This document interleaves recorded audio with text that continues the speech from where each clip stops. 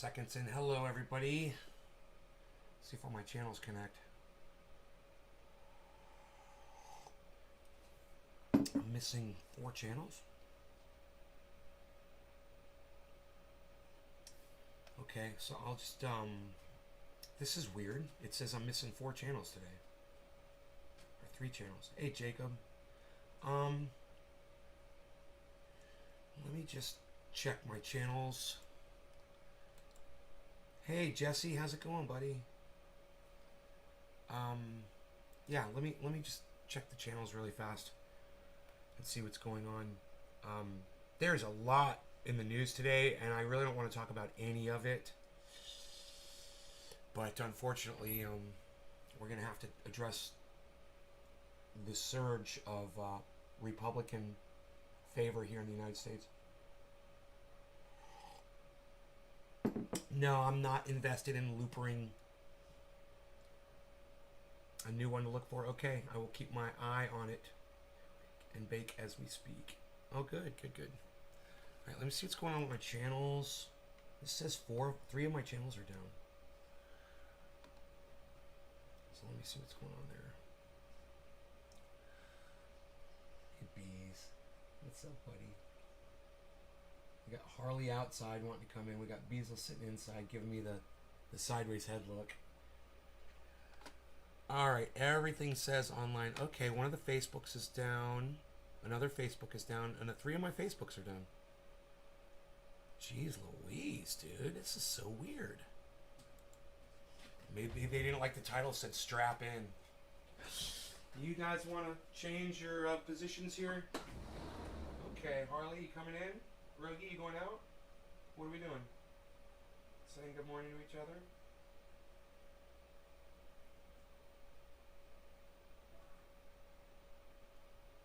What do you want to do? Not ready to go out yet? It's too cold for me to leave the door open. Yeah.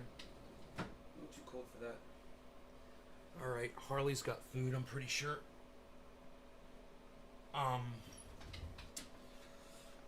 Alright, let's flip these Facebook channels back on and see if they come on. Luckily, it doesn't look like it was the main Facebook channel. Hey, Bob.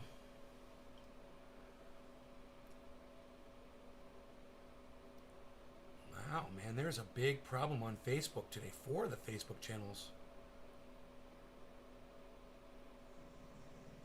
Hey! Roman's growling at the cat. The cat's probably getting near his food.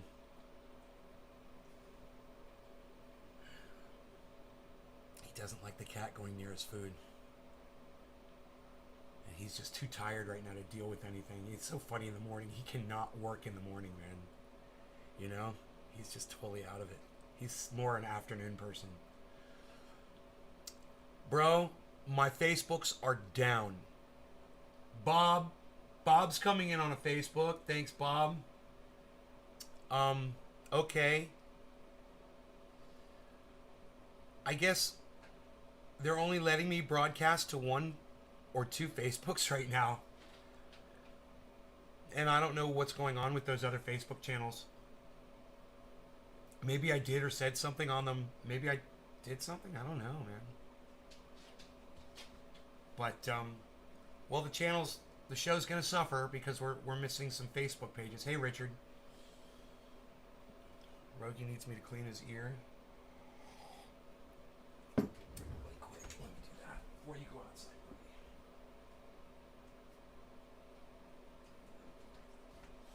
Let's take care of this really fast.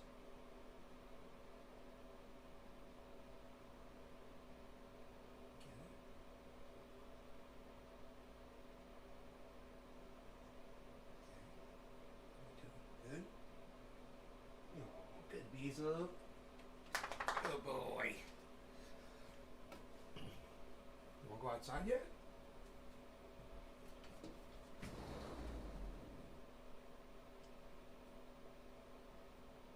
Not yet?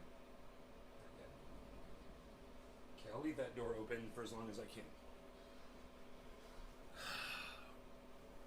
What's up, guys? try to do that. Hey, Tanya. Try to lift your legs up straight in front of you, man. I still have a slight knee bend when I do it, but that is progress. For me to be able to lift my legs up like that, that's massive progress. It's my core, you see? I'm strengthening my core.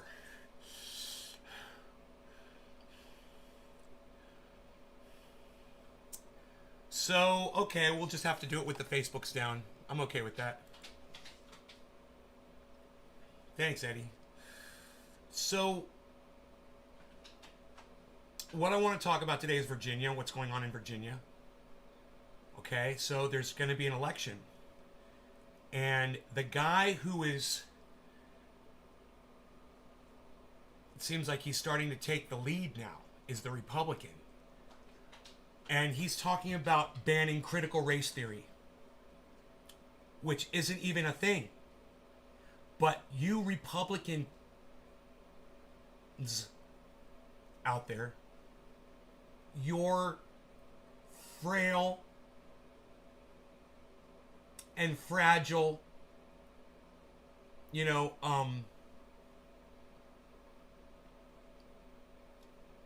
minds are, and your little dicks are intimidated by the truth of how America became America. Yo, Pinoy Grower, what's up, brother? But if you're in denial about learning the history about how the country got here, it sounds like a personal problem. And this is a deal. This is the deal, I should say. When this guy gets elected in Virginia, and it's looking like he's going to win, guys, the Republican, they get to rewrite history with this critical race theory bullshit that they're claiming is false, which, I'm sorry, it's the way it went. Critical race theory is just history. Oh, we don't want to talk about history. We don't want to talk about the way we murdered the indigenous people that lived here when we got here. We don't want to talk about the way we enslaved Africans and brought them here on ships and murdered and tortured and raped them. No, we don't want to talk about that. Kids don't need to learn about that. You're being critical. Why are you being so critical? Why is your theory so critical and involving race? Why are you being so critical of America? America first. Red, white, and blue. Wave the flag. We've never done anything wrong. There's no such thing as American imperialism. It doesn't exist. And all they have to do is get in power so they can rewrite this fucking history. So they can have your kid come into school and tell them America is perfect and you need to go to war and fight for it. Because that's how we live. It's the only way we live is by killing other people and enforcing our beliefs on other people. Laban and my beautiful familia in Denmark. And you're still smoking illegally, Nikolai? Jeez. Good morning, everybody. And good morning to a Pinoy Grower. What's up, brother? So, my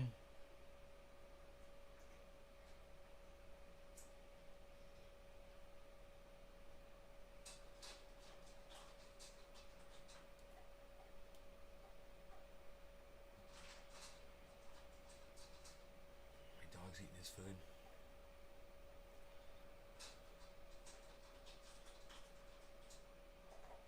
So what does this mean for you? What does it mean for all of us?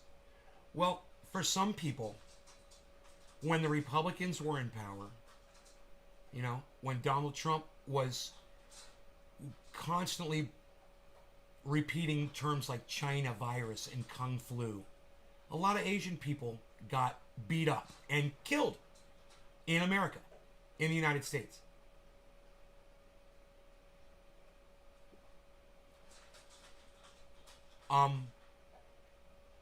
We can look at the left and the Democrats and we can see that they're horrible when it comes to controlling the narrative. when it comes to silencing people that they disagree with. Absolutely. And you know what? That's what we're inviting. When we try to fight the Republicans and say, well, the Democrats are right about this. They are. The Democrats are right about that. Critical race theory is bullshit. You know, if the word shouldn't even exist. It's just history. You know, and no one should be arguing over critical race theory. Just shut the fuck up about it. It's not even a thing. You know, it's not even a topic. You know, we know what America did.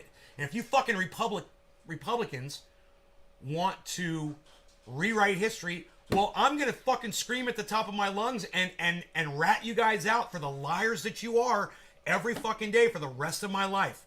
And I hope the rest of you will too. I hope you'll stand up against this bullshit.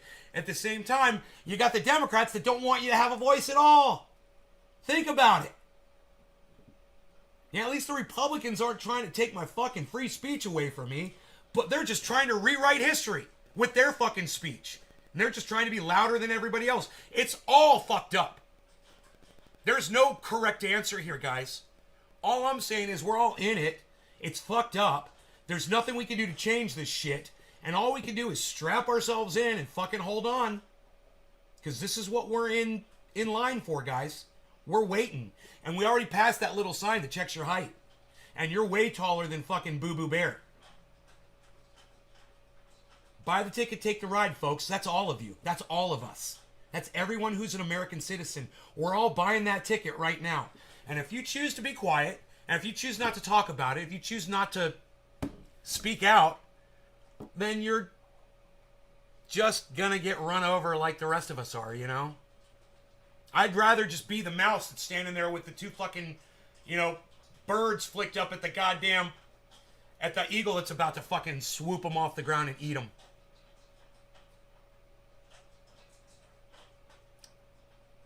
You know, I want to go out fighting, at least. But who are we going to fight? Do we fight the Democrats? Do we fight the Republicans? They're both wrong. Oh, I got a long list for both of them. You know, and if you pick either of those sides, you're wrong too.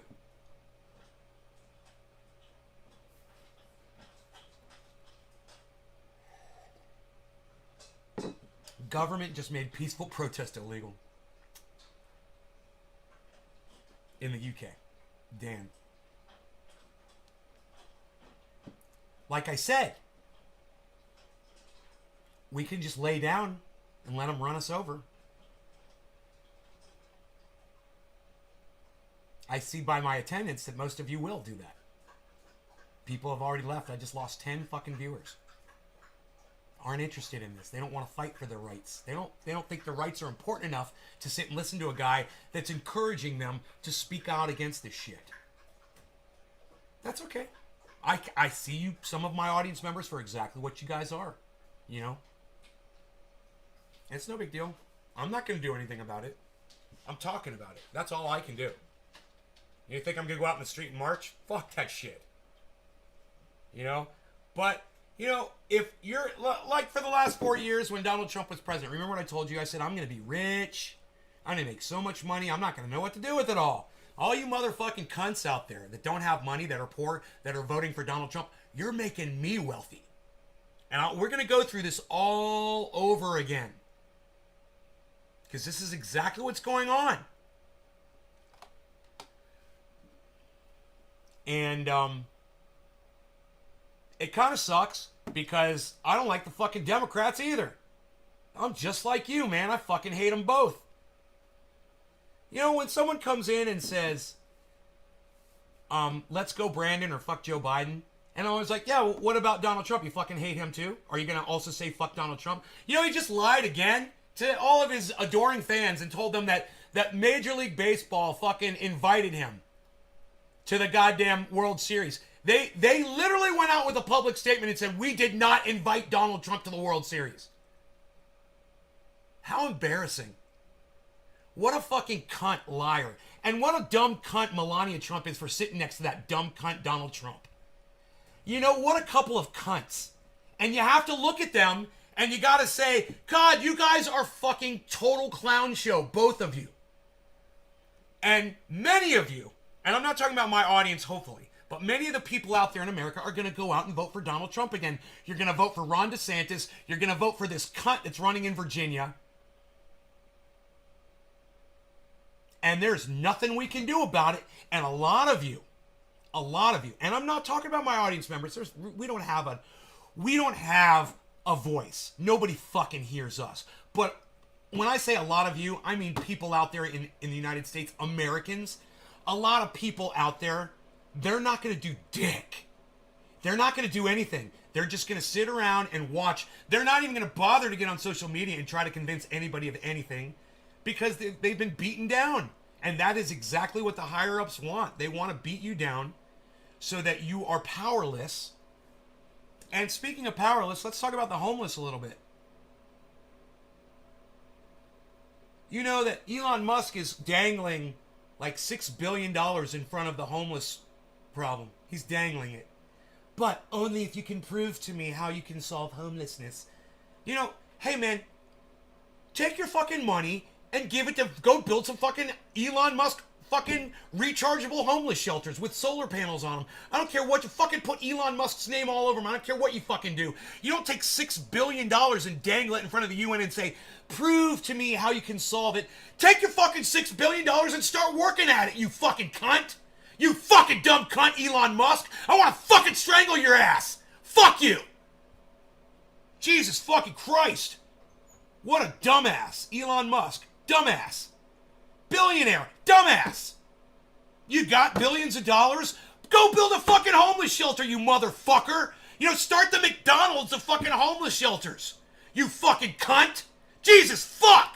Oh, you gotta prove to me how to do it. Here's $6 billion. Oh yeah, I'll give you the $6 billion, but you need to prove to me how you're gonna use it. Wow. It should infuriate you. It should fucking infuriate you, Eddie. Thank God somebody in my fucking audience is listening and feeling something. I love you, bro. Thank you. Thank you.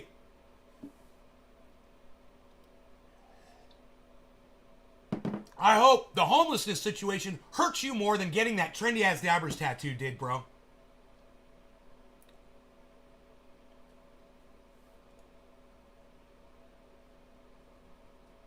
He probably pays for getting strangled. Damn, that was fucking hilarious. Elon's like, yes, strangle me. That is how I get off. Fuck you, Elon. Fuck you. Nobody cares how you get off, you fucking cunt. Hurt way more?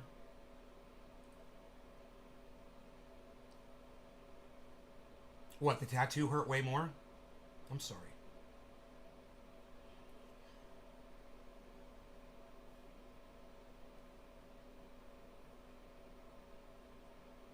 Beezle. Good morning, Beezle. Good morning. How you doing, buddy?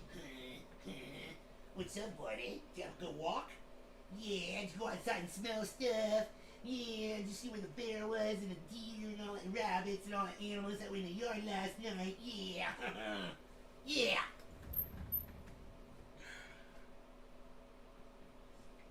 Did you have fun? You're so beautiful. Why are you so beautiful? Aloha, Erica Mansat. How's it going? Well, I want to talk about something else, too. Ron DeSantis is claiming that Florida has the lowest COVID rate in the United States of America. So I looked it up, and they're like 10th with COVID infections. And yet there's a Yahoo.com article that claims that Florida is number 1 in the least amount of, number 50 in the amount of COVID infections. There is literally a Yahoo.com article that states that. So I propose this. I propose that the article was written by somebody hired by Ron DeSantis. I don't know, but when I look up the national record, and it's easy to do, just states COVID infection rate by numbers. It comes right up, and Florida's right at the top of the list. So there's something going on in Florida that literally they're just totally, not only are they misrepresenting their numbers, and everyone knows they are, but there's literally people at Yahoo who believe it, and are putting an article out for everyone to read that says Florida's #1 in fighting COVID, man. Are you fucking kidding me? It's a straight up lie. So when you see that Yahoo News article, you can look the numbers up for yourselves on Google, everybody. You know, the state with the least amount of COVID infections is Hawaii. Not Florida. Per capita. Per fucking capita. Yeah. Per capita.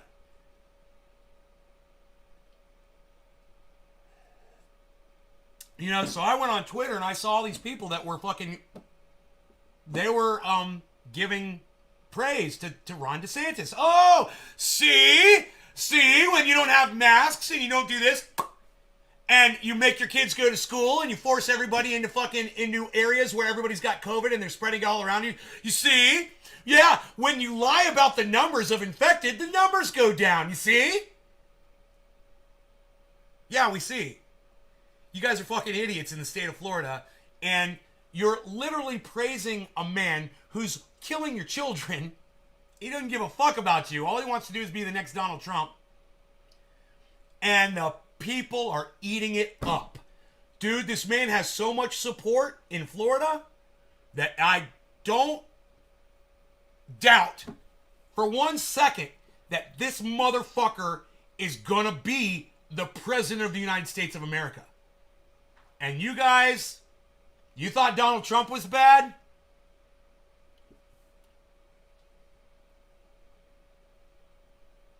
I've lost friends in fucking Florida to COVID, man. They've died from it. Several. Yeah.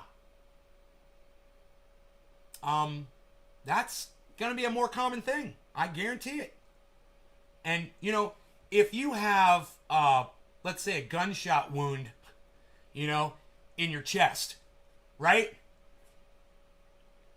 And you put a shirt over it so that no one can see it, is that going to stop you from dying? That's a pretty good analogy, because that's exactly what Ron DeSantis is doing to the state of Florida. He thinks that he just puts a shirt over this gaping wound in the state and hides it from everybody. Oh, that they're going to make it okay, and he's going to be... You know, that's the thing. He doesn't really care if Floridians get in or out of there or not. He wants to hide the facts so that he can get their support, so it looks like he's doing great, so he can become president of the United States. It's all about Ronnie. It's not about anybody else. It's not about the Floridians' kids. It's not about, you know, saving elderly's lives or the health of his constituents. No. It's about one thing. It's about Ronnie. President Ronnie.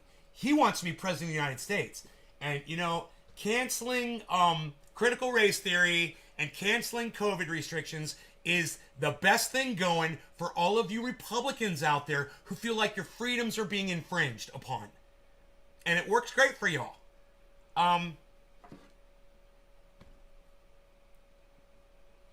You know, there's no recourse here, folks.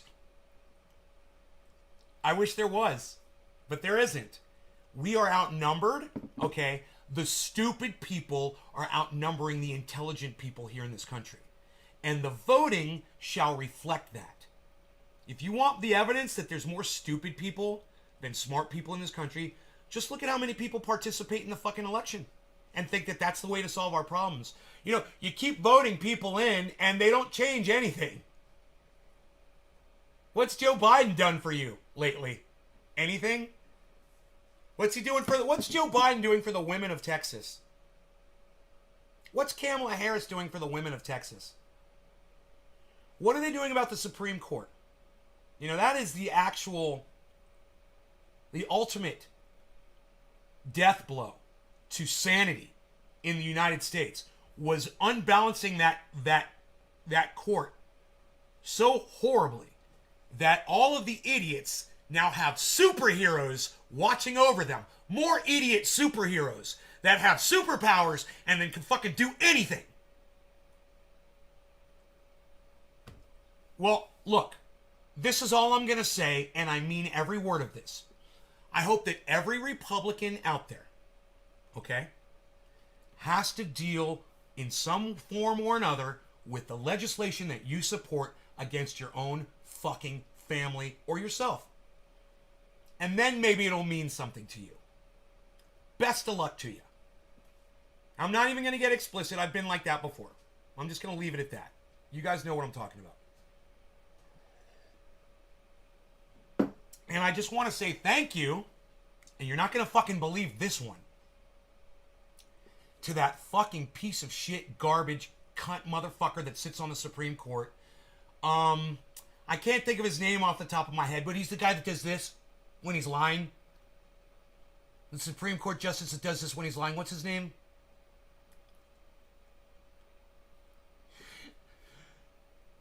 Devil's Triangle was a drinking game. What was that guy's name? Anyway, I'm going to say something nice about that guy. You're not going to believe it. What's his name? Anybody? Hey, James. Can anybody answer me? Who is the Supreme Court justice whose face is like this? He just got the justiceship like a year ago. His face is all scrunched up. What's that guy's name?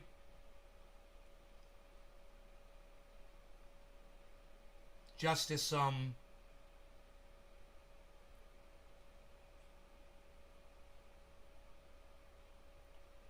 on, guys. Brett. Thank you, Bob. Yeah, Brett Kavanaugh. I'm going to say something nice about Brett Kavanaugh. And you guys aren't going to like it. And I don't like it either. Because there's very few people on the planet that I hate more than Brett Kavanaugh. Very few. But I'm going to give him a little credit right now. Brett Kavanaugh, Supreme Court Justice. So, somebody sent their child to school one day and somebody mass murdered their kid at school. Because this is the United States and it happens here all the time. I'm not gonna doubt that. I'm not going to. It's just a fact. Mass shootings in schools happen here all the time, and kids get killed. Now, all the time on this show, we're always talking about indoctrination, how you get indoctrinated into thinking, this is what you should do, and blah blah blah blah blah. And I'm always saying, well, you really should be having more of an off-grid mind and not be letting the government tell you what to fucking do. After all, they're starting to talk about, critical race theory and shit. These people are fucking idiots. They literally gave history a name so that they could fight against it.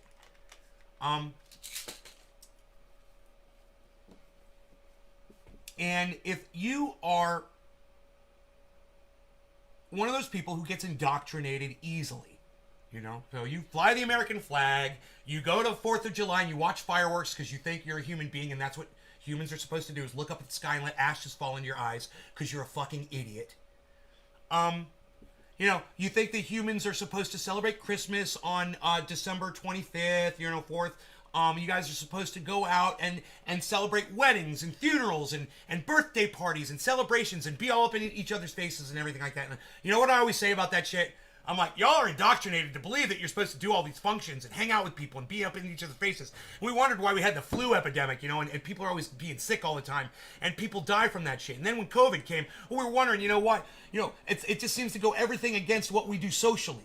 This stupid thing. And nobody wanted to do it because you're all so used to going out there and being all up in each other's faces and shaking each other's hands and hugging and spreading your fucking spit and your breath all over each other. Hey man, that's being humans. I understand that.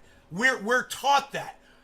When you're born, the first thing that happens, a doctor spanks you on your ass, you're already getting human contact. You haven't even taken your first fucking breath yet. They literally hammer it into your fucking brain. Human contact, very important. Gotta be social. Gotta be in a movie theater filled with people. You gotta be in a school where all your kids are.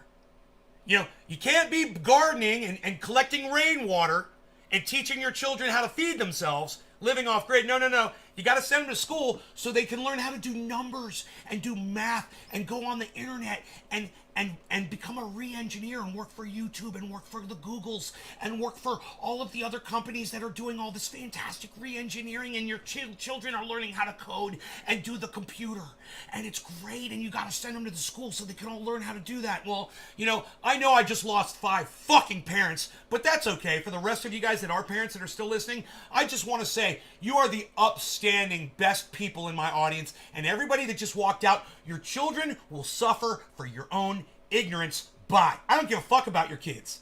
Just so you know, if you're not going to sit here and listen to this conversation for the next 10, 20 minutes to try to save your children's lives, I don't give a fuck about your children's lives either, just so you know. You don't, and neither do I.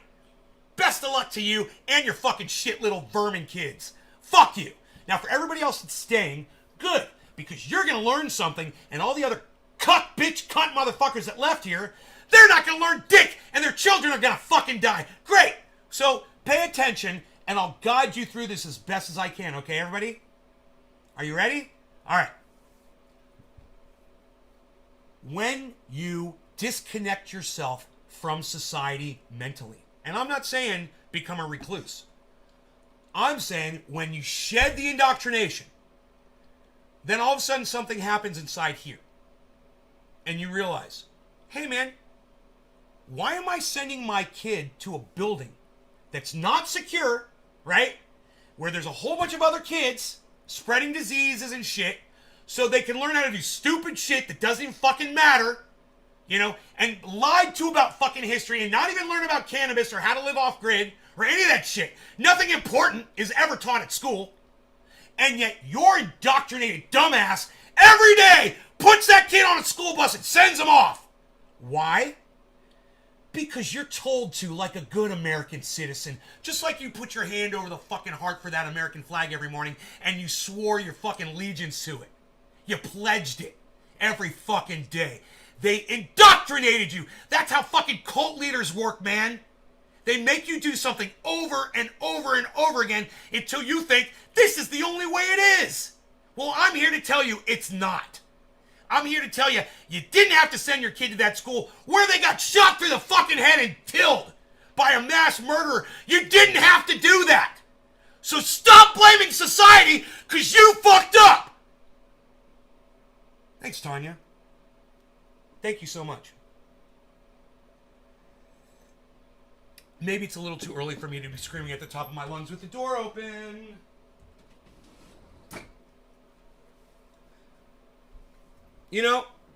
So this guy's on Twitter, and he's like, I tried to talk to Brett Kavanaugh. Now we're coming full circle. You guys are going to get all this.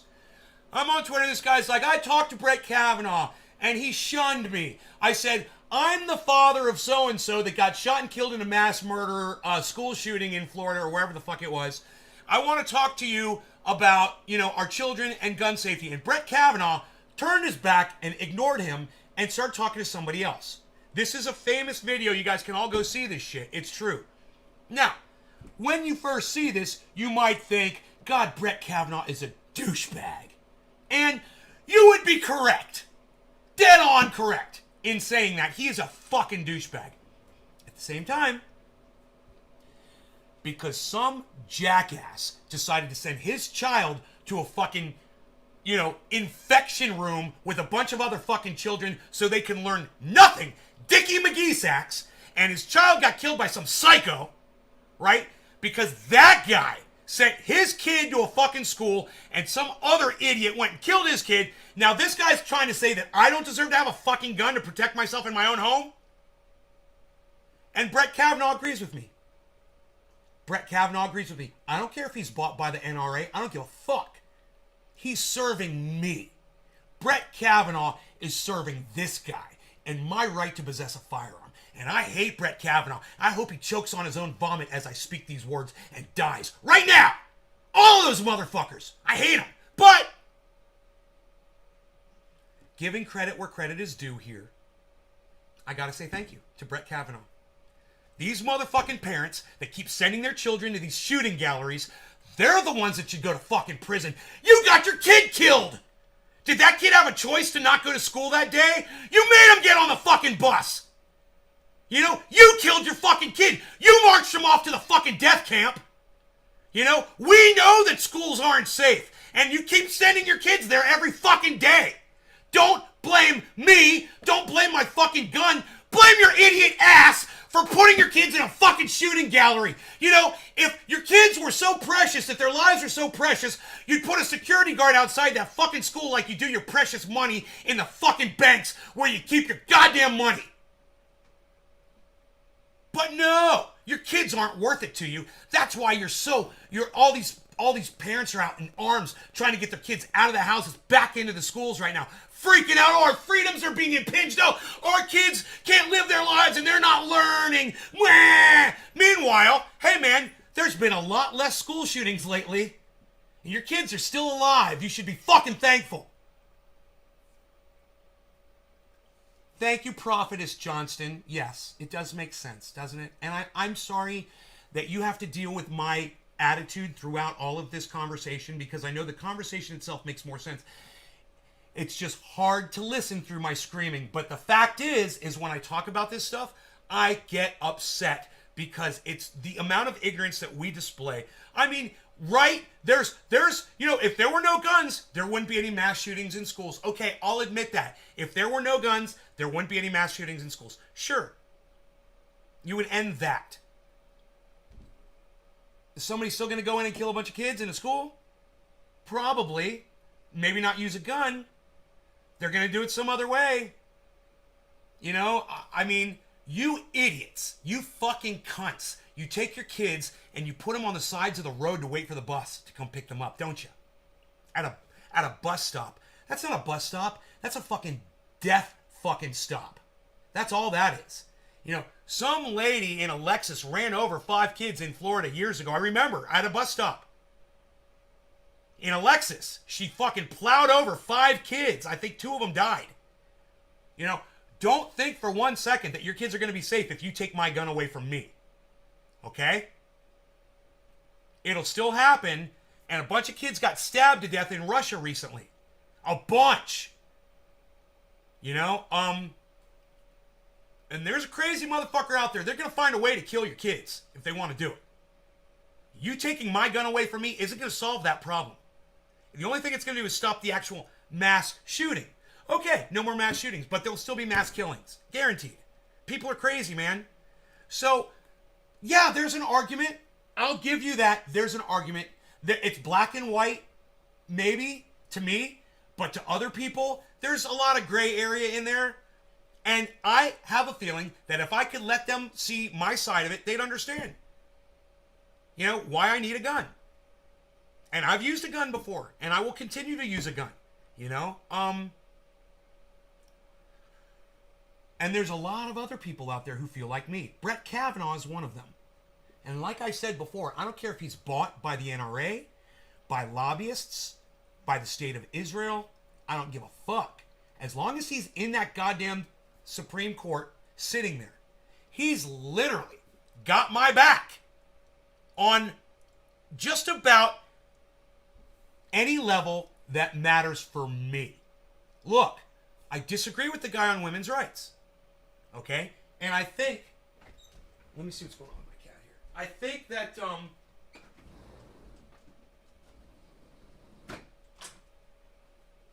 think that, anybody who doesn't feel like a woman should have a right to decide what goes on in her body is a fucking monster and should choke on their own vomit as I speak these words. May he die right now. It would be great. On the other hand, on this one issue, he's right. I don't care how he treats a parent that sent their fucking child off to go die. That's what you do when you put your child on a bus and you send them to a school. We know they're shooting galleries, and you're literally just playing the fucking lottery. And what are your kids learning there? Are they coming home and impressing you with what they're learning in school? I doubt it. What could you teach your kids? Can you teach them how to grow a garden? Can you teach them how to grow cannabis? Can you teach them how to make their own medicine? Can you teach them how to live off grid? Can you teach them all the things that I've taught you on here?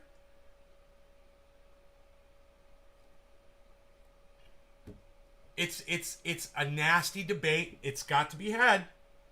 And when these Republicans get back into office, and that's exactly what's going to happen, I'm predicting it, we're going to have Donald Trump. President of the United States, man. If it's not going to be Trump, it's going to be DeSantis. There's no way Joe Biden's going to be able to withstand all this. Him pooping his pants at the Vatican. Are you fucking kidding me? Dude, the guy is goddamn past his expiration. Okay? He doesn't have a lot of time left. And he's going to get weaker and weak. He's not going to get any stronger. He's going to get weaker and weaker and weaker. He's going to keep fucking up. He's going to keep gaffing. And then Kamala Harris, who's a dumb bitch, she's going to do dumb shit. Because she's a fucking gaff and a half. That makes me want to laugh. Oh! You're going to have Donald Trump right back in there. And I get to keep my guns. And you're going to have to keep sending your kids to school because Donald Trump's going to force you guys to send your kids to school. And there's going to be more mass shootings. There's going to be Trump supporters out there that are crazy that are going to kill a bunch of people too. Even when he gets elected again, they're going to go out and kill people. You know, he's going to say China virus and Kung flu. They're going to go out and kill Asian people. Watch. You're going to be like, dude, wasn't it like Halloween last year? Fucking Nate totally predicted this shit. Again. How does he do that? Dude, it's a fucking movie, man. Life is a fucking movie.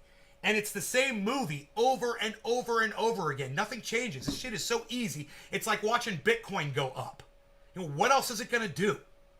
You know? Well, you either watch this show and you learn, or you ignore this show and you go and you put your kids on the fucking school bus. You know? And you feel like the truant officer is going to come and you're going to get in trouble. You know, society's going to come for you because you're not putting your kids in school anymore. Look,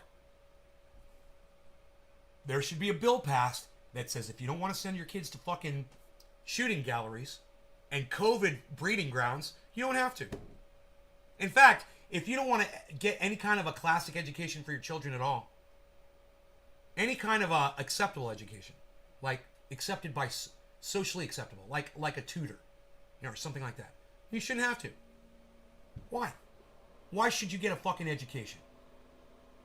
What's that doing for you? How many people with degrees are homeless right now? A whole bunch. There's a whole bunch. I'll show you my neighbor that lives in a fucking mobile home, man. He's got nothing. He's college graduate, man. Multiple degrees. So just because you put your kid in school doesn't mean he's going to have a roof over his fucking head. And while your kid is sitting in school, that's all time spent that you could be teaching them how to garden, how to grow cannabis, how to survive, how to cook, you know, how to clean up after themselves, how to, store up, do canning, get ready for a winter, that kind of stuff. In case, you know, the 7-Eleven gets shut down because Ron DeSantis or President Trump decides to shut the fucking grid off. I don't know. You know, these guys do stupid shit, man. He kept a goddamn cruise liner off the coast of San Francisco for weeks, I believe, because he didn't want the fucking numbers to increase in the United States to show that we had more COVID infections than what he thought we had, or what he wanted to show the rest of the world that we had. And it was what he thought we had. He was completely in denial about those COVID numbers. So I take that back. It was what he thought we had.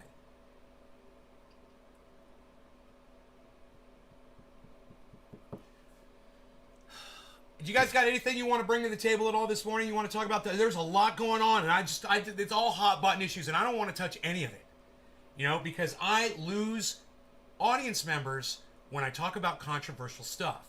You know, it's not just YouTube shutting me down, it's y'all. You can't handle it. Some of you can't handle it when I get controversial. If you disagree with something I say, you just leave. You know, and I guess you know better than to try to argue with me because you know I'm fucking right. But if you know I'm fucking right, then you should stay and listen and learn, man. Hey, man, I listen to people all the time who I disagree with, who I don't like. I do, man. I do. Because I learn from them, man. So if I say something like critical race theory is bullshit, and something that there shouldn't even be a word for it. That was the first mistake. Whoever came up with rebranding history, because that's all critical race theory is, we're talking about history. Hey man, we killed a bunch of Indians. I'm sorry, we killed a bunch of Native Americans. You can't say that bad things about Americans in a school where kids can hear you. What? How many natives were murdered? Does Google say that? Okay, Google. Total number of Native Americans murdered in America.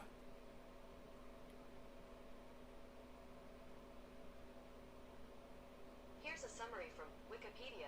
At least 4,500 California Indians were killed between 1849 and 1870. 10,000 Indians were also kidnapped and sold as slaves.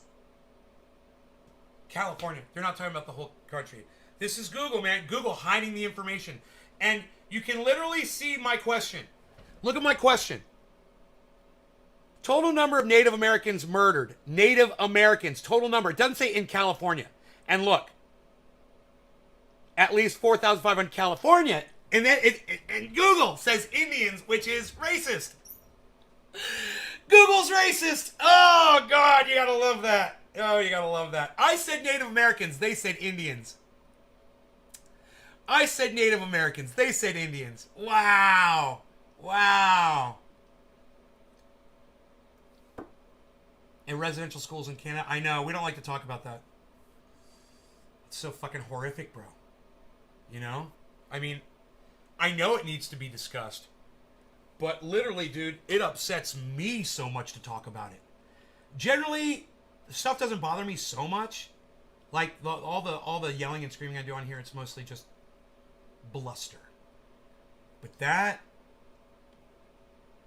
dude, I start thinking about what it was like for those kids, and my whole world turns fucking black.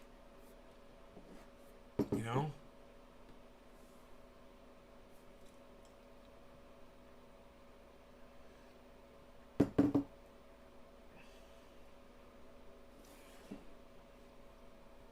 Hey man, we missed 7:10, we missed top of the hour. We've been talking, huh? Let me just tell you guys something. You guys are awesome, and I appreciate I love all of you, and I just want to say I appreciate the fact that all of you guys are here right now, okay? And I hope that you're getting something out of the show, whether it's a laugh, or something serious, or you're learning something, or you just got someone now that you can smoke with and get high with and chill out with. Whatever it is, man, I'm just so glad that all of you are here. I want to say that. I know that it's harsh. I know that I scream a lot. I try not to. I know the language is bad. It was this morning, and I apologize. I don't want to curse like that, man, but sometimes I feel like it's my only way to say exactly what's going on inside my brain, and I feel like I need to say exactly what's going on inside my brain. You know, maybe I don't. Maybe that's my mistake. Maybe I don't need to say what's exactly going on inside my brain all the time to y'all. You know? Maybe it would be better that way. And if anybody comes up and says, yeah, Nate, it would be better, I will fuck your shit up right now so bad. I will fuck your shit up. Yeah, Nate, quit being so political, man. Fuck you, motherfucker! You guys notice what I did? I fixed my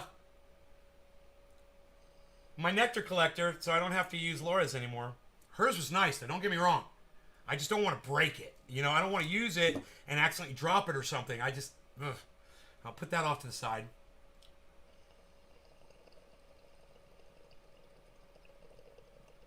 This thing's going to hit so good. Look, there's just a tiny bit of soap in there. You can tell. There's still a little sudsy in there, but that's okay. Dan Mercer grabs popcorn. Thank you, Dan. I'm glad that I'm entertaining. Like a movie. Like a movie. A movie. What am I going to smoke here? Dude, Pinoy Grower hooked me up so massively. I don't think I'm going to have to see him again for another fucking year. Which is too bad. Because I like hanging out with him. It's fun. It's like a Tupperware party. It's like a cannabis Tupperware party. Hey, Candace! Good morning. Just dropping in before I have to start filming for tomorrow's video. So far, I have made a B-roll clip of a sad gerbil. Yeah, I don't like B-roll. I understand that you're doing it. You know? But I gotta tell you. when I watch all of the crypto people like Guy on Coin Bureau and many others, especially when you're watching the big financial institution guys that put out videos on YouTube, and they've got kids, you know, that are putting the video. They're not doing the video. They got kids that are editing the videos for them. And it's like they all have this stupid fucking B-roll DVD that they all use. And it's like you just type in what you want and a 15-second clip of somebody going through Bitcoin, somebody doing stocks, two people talking in a restaurant, somebody talking on a cell phone, somebody on a building, you know, looking at the weather.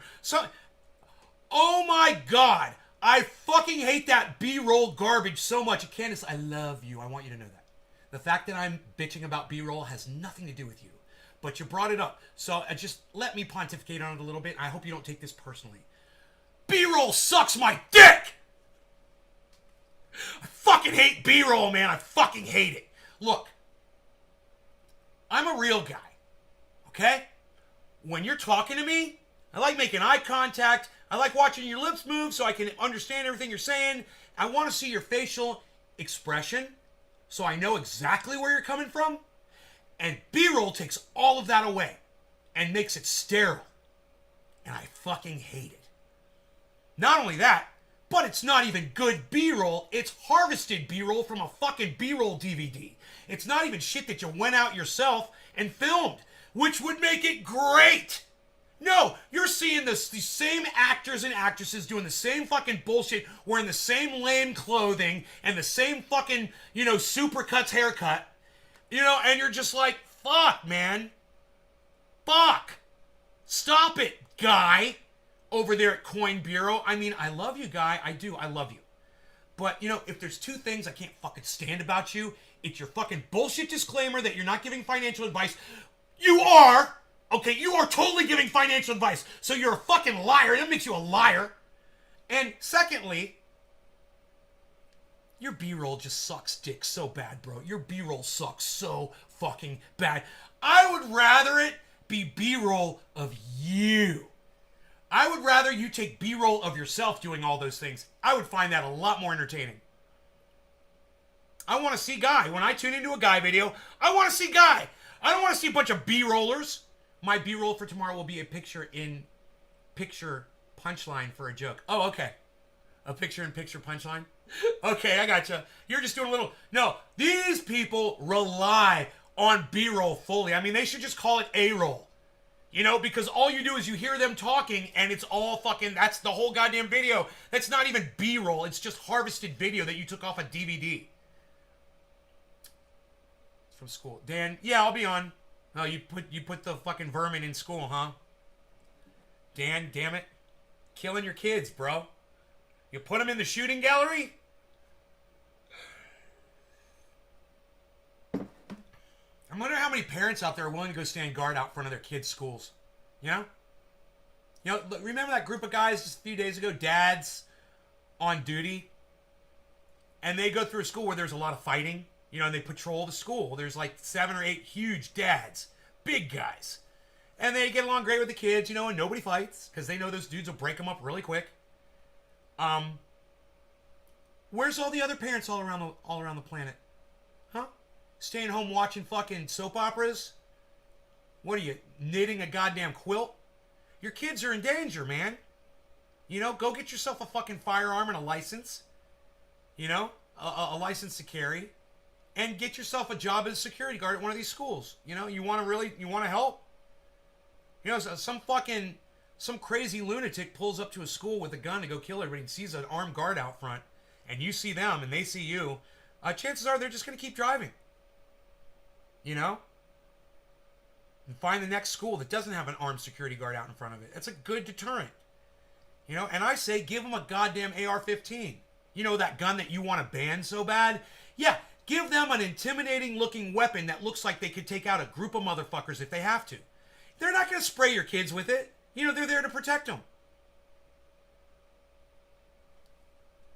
Whoa, what is this going on here in the chat? Move your kids to Canada where that sort of thing is much less. Yeah. All right. Okay. My son beat some dude up. Our kid. Okay. My son beat some dude up. Our kid up. Or kid up the other day. He bitch slapped him. I was like, son, good son. Lucy hit you first. You can bitch slapping back. All right. Okay, James. Whatever. You're a horrible parent. Some Jew started trying to punch people in the playground a year ago. I nearly got in a lot of trouble for choking him out in front of everyone.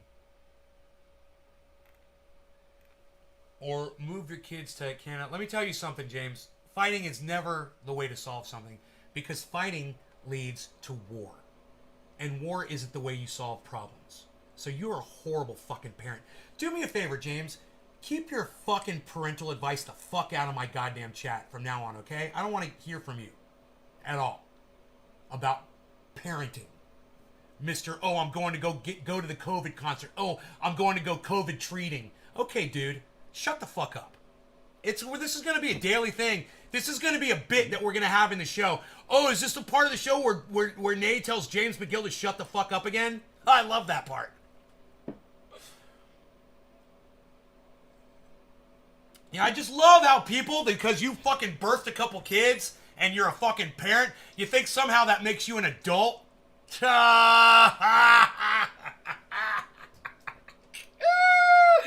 Oh, it doesn't. It doesn't. Not at all. So, I got dabs here. I'm doing a dab. I'm going to start out with a dab. Gonna dab it. Gonna do dabby. Yo, dude! Dude! What, bro? Yo, dude's doing a dab. Whoa, really, bro? Yeah, dude, come in here, bro. He's doing a dab, bro. Oh, my God. Yo, dude's doing a dab. Yo, bro, he's doing a dab. Yeah, dude's doing a dab, dude. Wow, but thank you. You don't have to fucking thank me, James. I'm telling you to go fuck yourself, bro. You're an asshole. Plain and simple. I don't like you. I don't fucking like you, man. What can I say?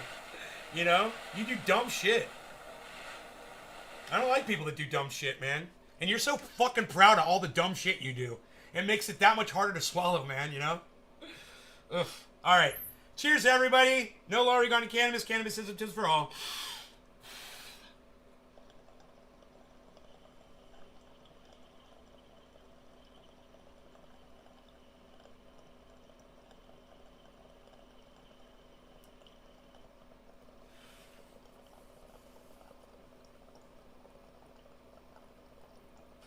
You know, I'm not here to make your day better, James.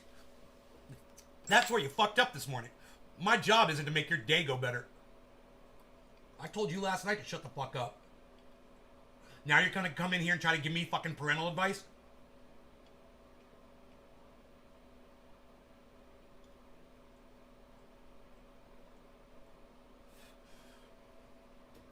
Actually, rule number one, parenting, right? Not to give it.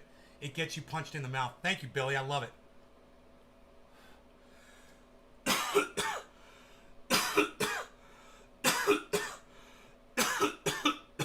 Some people just shouldn't have children, man. You know? People like James McGill shouldn't have children. You know? You're proud of your Q for standing up for itself? Itself? Is that what you said? Itself? You called your child an it? Oh, standing up for himself. Yeah.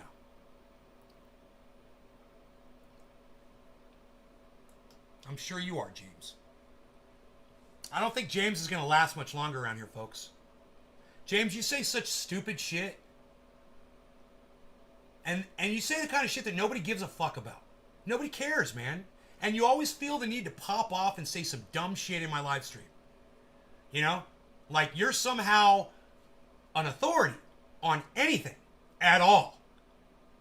Anything. I mean, seriously. Can you pontificate on anything? Like, legitimately, bro? You're pretty fucked up right now?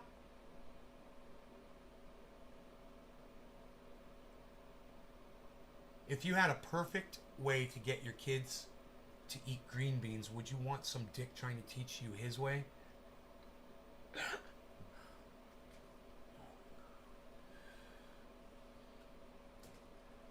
Dude. You just, everything you do, James, you think it's always the right, perfect thing to do. I could tell.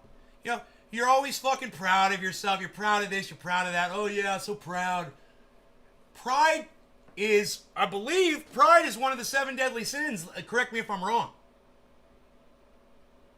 Dude, I'm not making fun of you, dude. You got a persecution complex, bro. I'm literally just calling you out on your bullshit. Which you obviously need. You make horrible choices every day.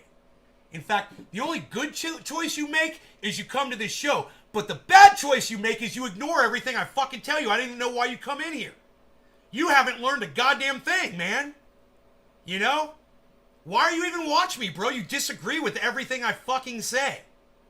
It doesn't make sense. You know, send your kids to school. Tell them to get in fights. Tell them, commend them for getting into fights. Go to a fucking rock concert. Go fucking bring your kids around trick-or-treating. You know, Jesus fucking Christ, dude. I don't even know where to fucking stop with you. It never ends. Oh, it's bullshit? Oh, you're gonna tell me you agree with shit I say? Well, you don't seem to fucking act it, bro. Australian COVID lockdown. It's fucking Swiper 5435. It's fucking petrifying what's going on in Australia. I'm petrified by that. Look, all of us should just choose to lock down, man. They shouldn't have to fucking force us to do it. At the same time, I don't want them to force us to do it, man. You know, there's way too much fucking power. But because of people like James McGill, you know, unfortunately, governments are feeling threatened because people like him are out running around like assholes. You know? James wants to know what's going on in Australia.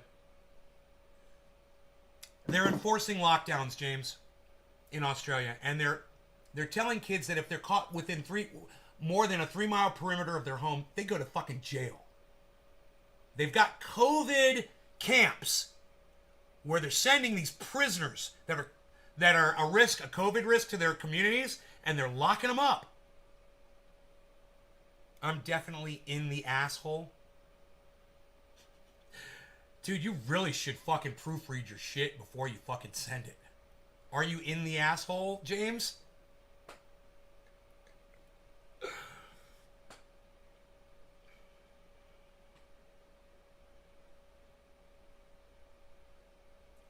James, move to Australia. Billy, stop making me laugh like that, dude. That's hilarious. That's the great parenting advice from Billy. Dude, just saying, you know, parenting advice is a great way to get punched in the mouth. Here you go. Parenting advice. James, move to Australia. You're definitely an asshole? Yeah, well, I'm an asshole too. James, what can I say? You know, I say what's on my mind. That's an asshole, right? You do too. You say what's on your mind. There's really not much of a difference between us. You know, both of us think that people give a fuck about what we have to say.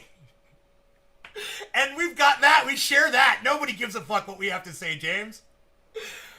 You prove to me you don't care what I say, and most of my audience proves it too. They don't care. But at the same time, dude, I have to ride you motherfuckers. I do not want to see people dying. I don't care if we're not ever friends again, James. I'd rather just see you walk away from this and learn something and not die. Have your kids not die. You know? Take every fucking precaution and not put them around other people. And remember that just because you got doesn't mean you can't catch it. And spread it. And kill others. Fucking vermin. Bullshit, you're my mentor. James, you're my mentor. And I'm not just finding something in every chat message to agree with. It says it on my wall there. That's not what I'm doing. You're my mentor. And I sit here and for 10 years, and I preach to my audience. And then one of the audience members comes in and says, "Nay, I've proudly disregarded everything that you've ever told us. You're teaching me patience. You're teaching me acceptance." And space, the final frontier, and acceptance. You're teaching me, you're trying to teach me fucking civility. Not successful on that one, but at least you're trying. But mostly patience. Yeah, just a little patience. Yeah, right.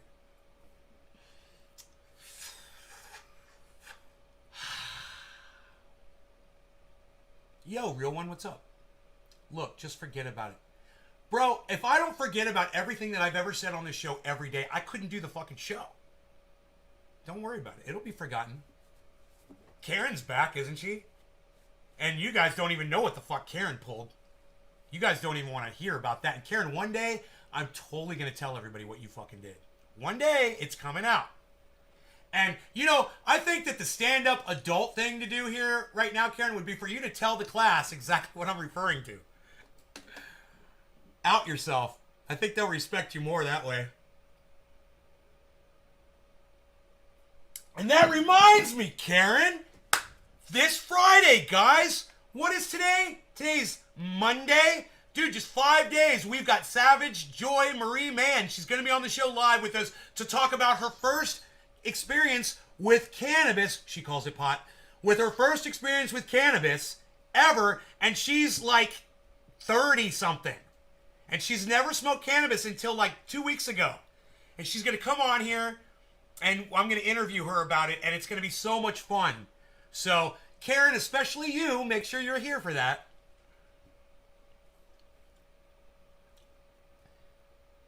Now we got to know. No, I'm not going to say. I guess Karen's not here right now. So, I'll just wait until one day she's in the chat. She's probably talking to her boyfriend in L.A. that says mate. Yeah, I'm born in L.A., mate. You smoked all the way through, right, Nay? I did at least. I hit a joint right after the first shot. I hope the second won't be too bad. Oh, real one. Yeah, bro. Dude, the vax has got nothing to do with cannabis. The cannabis is not going to affect you at all. You smoke right through that shit, bro. You're going to be fine. You can even rub, like I recommend, rub some cannabis oil right on the wound, bro. If your arm gets sore, you can even put triage oil in the spot before they fucking give you the shot. You probably won't even fucking feel it. Rub some triage oil on there. And then they give you the shot. You won't even feel the shot. And then you won't feel anything. Man, that stuff helped me. I used it one time for one of the vaxes. One time. I think it was the second one. I was a little sore. Just if I touched it. And I was like, I'll put some triage oil on it. There's no chance of smoking affecting it. Yeah, they're unrelated. It's like worrying about breathing air and drinking water after you take the vax. You know? I tweeted the show to Karen. Oh, right on. Right on, Eddie. Thank you. You guys should tweet this show more. Cool, yeah, I didn't think so. There is, right now, you guys, there is a group of people. They're sitting around a table, probably in Washington, D.C., and they've all got their smartphones and laptops and their computers open. They're all sitting around, and they're all watching the show right now. And they're all talking about me, and they're talking about what I'm doing, right? And they're all realizing right now, they're like, dude, how does he know that we're all sitting here watching him? Hey, let me just tell you guys something. You can fucking think about me. There's no E. You forgot your E, Eddie. Hey, Eddie, you forgot your E. How do you forget an E, Eddie? There's an E in triage. Triage oil, bro. You forgot the E in triage. What are you doing? You guys that are sitting around in that boardroom table, right, that are watching this, I just want you to know something, all right? I do this 3 times a day. I'm not going anywhere. There's nothing you can do to stop me. And if you fucking try, I'll just go somewhere else. So, you know, you can sit there and talk about me and watch the show and plot and do all the things that I know you're doing right now, and I don't give 2 fucking shits. Because the people that are here that care about this show, that love this show, They're getting valuable information that's literally saving their lives, and it validates me. And when I'm saving people's lives, I'm serving my purpose. That's my special purpose. So, get the fuck over it. We use cannabis. We talk about things. There's groups on Twitter that I've gone into that I listen to speak, man. You guys should be way more worried about what the fuck they're talking about on Twitter than what the fuck I'm talking about on a podcast. I'm just saying. I've heard some things. And, man, people are getting restless. The types of things that I hear people saying in these chat rooms, they could literally get reported for, and literally people would show up at their door. The fucking goddamn government would show up at their door. If someone recorded that shit and played it for an agent, you called the Secret Service or whatever and said, listen to what this person said, blah, blah, blah. Bro, they'd fucking be like, because they freak out. Because we don't have free speech here in this country. And none of those people that I've ever heard making these crazy statements on Twitter, they're not planning to do anything. They're not going to do anything. They're not going anywhere. They're not leaving the safety of their little fucking wherever the fuck they are. But goddamn, if those words were heard by the wrong people, and I'm not threatening those people, what I'm saying is, there's so much anger out there today. Y'all just need to let people talk and quit trying to control the narrative. And if people are making threatening statements or whatever the fuck, you can't be like, see something, say something anymore. You can't, because everybody's saying shit now. And it's coming from every direction. And let me tell you something else.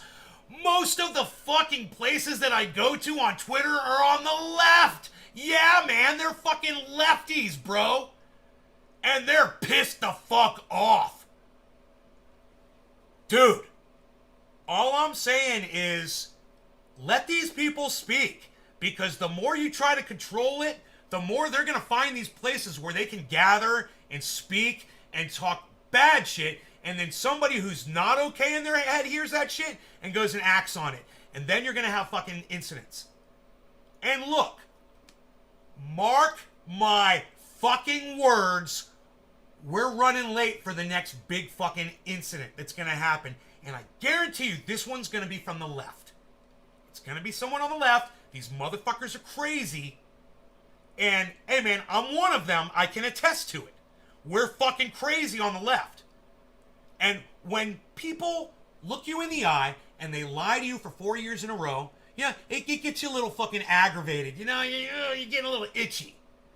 And you want to do something about it. I laughed and I laughed and I laughed for 4 years. I did. We laughed on this show, and I knew it was the only way I could fucking deal with it.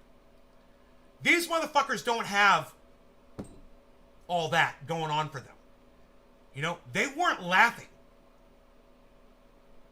And the more I see Donald Trump in the news, he's inciting the left so fucking much.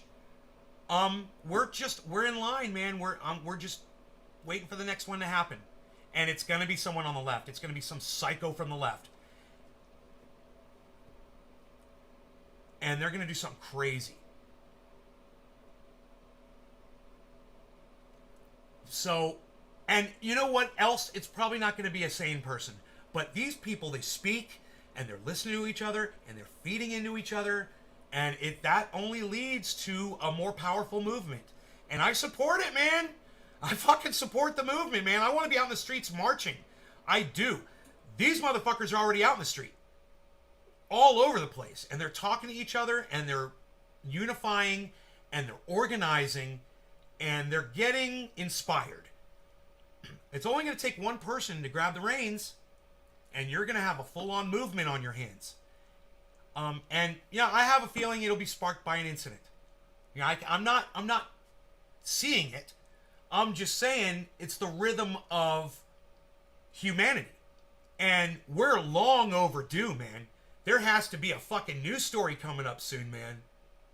It's been real quiet lately. I give it, a week, maybe less, maybe a month at the most. November, we've got an election in Virginia. what I hear building on Twitter, what's going to happen is, and let me explain it, okay?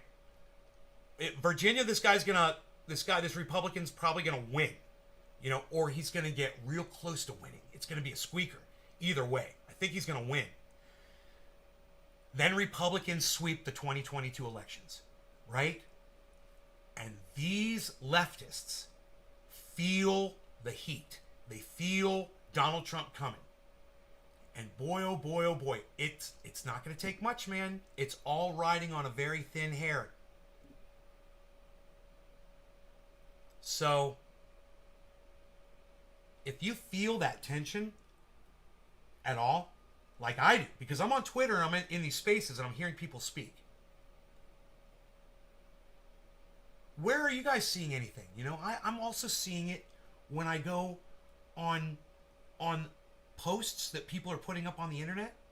And I'll go on Twitter and I'll see posts from all over the internet. You know, you'll see Facebook posts and you'll see TikTok and you'll see all kinds of stuff. Now, when someone is a blue waiver or someone is a Trump supporter, I block them. Well, I unfollow them. I don't block them anymore, but I unfollow them. So I'm not being exposed, and check this out, to the far left, or you wouldn't even call them the far left. The far left are really the leftists, right? But I'm talking about the shit libs. And shit libs are more in the center, right? So let me say, the shit libs, the blue waivers, the Trump supporters, the MAGAs, right? I don't see anything from them. So here's my issue. All of the vitriol and all of the anger and all of this crazy shit that I'm hearing and seeing right now, people inciting other people, most of that is coming from independents and people who are anti-capitalist, which I'm all for.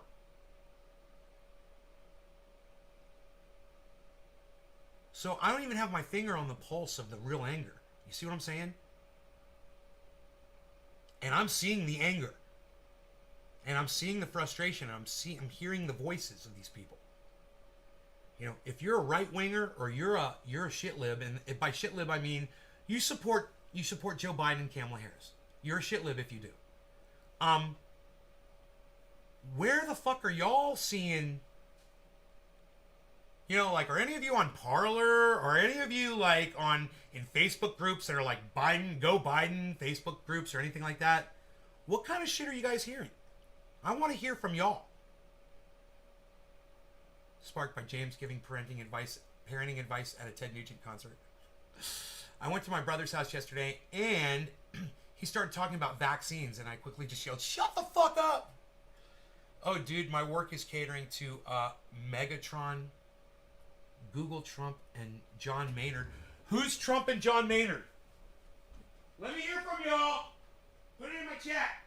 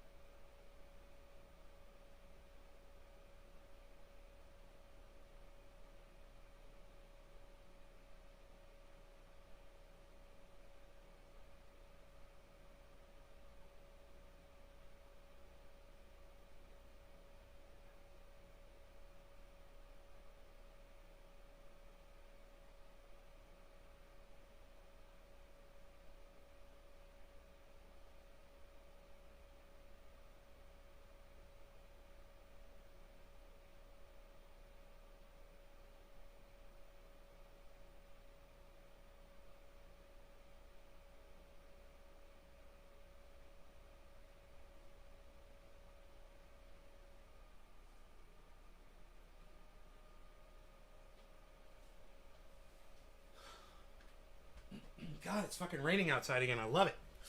We need this rain so bad. All right. Okay, so none of you are seeing any tension. I saw the tension personally, as nobody likes each other anymore, at least they're face-to-face fucking mouth breathers. We didn't hand out candy, just threw a bucket outside like a dog bowl. Eat it, right? Yeah, it rained all last night here. Everything is wet. That's good. We need the rain. We're gonna have a lot more rain events as it gets warmer. So get used to the water, guys. Right now, Central California is experiencing, or no, I should say, Central California experienced a week ago what they called the largest storm to ever hit the west coast of the United States. It's the most powerful storm to ever hit the United States, I think it said. I can't remember what it said.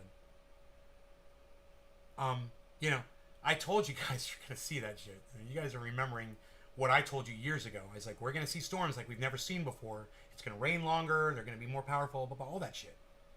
You go back and listen to everything I ever said that I heard Guy McPherson say on this show. And talking about global climate feedback loops, you know, warming temperatures and how it all feeds into each other and makes it worse and worse, and how we have no control over it at all. And we're just going to watch it happen and be helpless. And the resources are going to get used up. You know, when the fires hit, they're going to be worse, and we're not going to have the resources to put the fires out. And I said, eventually they're just going to let the fires burn. Remember? I said, what's that going to do to the CO2 in our atmosphere? We're talking exponential CO2 growth now, and it doesn't matter how many trees you fucking plant. It doesn't matter how many electric cars you drive around, or how many fucking solar panels you put up. It doesn't fucking matter. The planet's on fucking fire.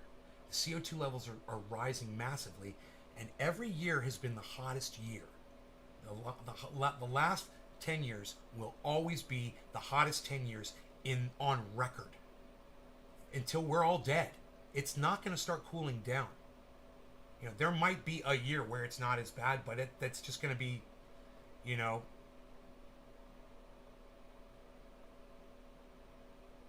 lower the overall average a little bit. You know, and every fucking Republican and anti-climate denier will be out there fucking screaming about that 1 year. Oh, you see, it's not getting warmer. Donald Trump will be holding the fucking snowball in the White House saying, see, it's snowing outside. Oh, it's not getting warmer. And some of you idiots will believe it. You know, you'll choose to listen to Donald Trump. And you'll think that everything's going to be okay. Now, y'all better start talking about Donald Trump like he's going to be president again. Because I have a feeling he is. My mother said no. But you know what, man? Ron DeSantis has single-handedly controlled the narrative of the amount of COVID infections that are coming out of the state of Florida. Literally to the point that an article is right now on Yahoo News that claims that Florida's got the lowest COVID rate in the nation. That's just factually incorrect. It's not true. It's just a fucking lie. They're number 10 in infections. And yet Yahoo News puts out a fucking article. I don't know who wrote it, and I should have investigated it more, and maybe I can fucking find it. Let me just do that. Let me Google it. Florida lowest COVID infection rate. It's got to be all over the fucking news. Yeah. Wall Street Journal. Yahoo.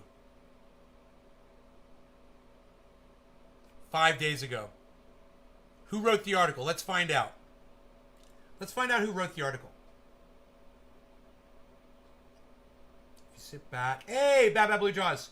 Good morning. If you sit back and look, there are way more Trump supporters now because even the left hates. Oh, it's 7:10, isn't it? Let's smoke some bud. Buddy.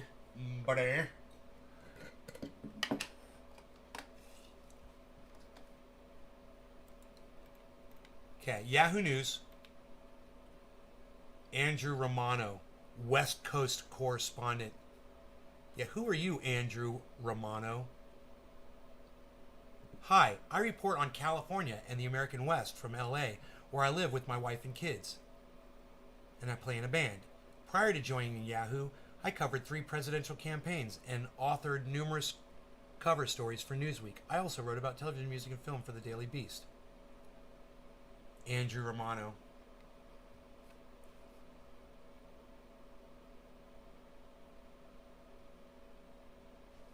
Okay, here's a tweet from him. Seasonality is real. So is waning. So is waning. What? Cases are already up in California. The question is whether higher vax coverage plus more masks and vaxes requirements will prevent a Florida-style death toll. A clue. Last summer, California's peak death rate was 2/5 of Florida's. It's 2/5 of Florida's. This summer, it was 1/6. Dude, this guy is like totally pro fucking vax, pro mask, pro fucking California. He's anti-Florida. This is an interesting article that he has written.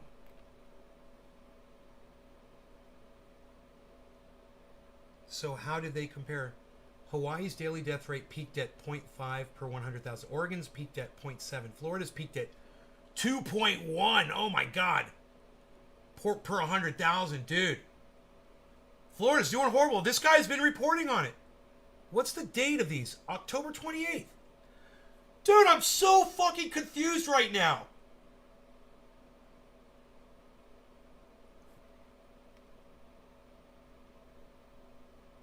So, Florida's got what he claims is the lowest infection rate, but they've got the highest death rate? What the fuck is going on, man?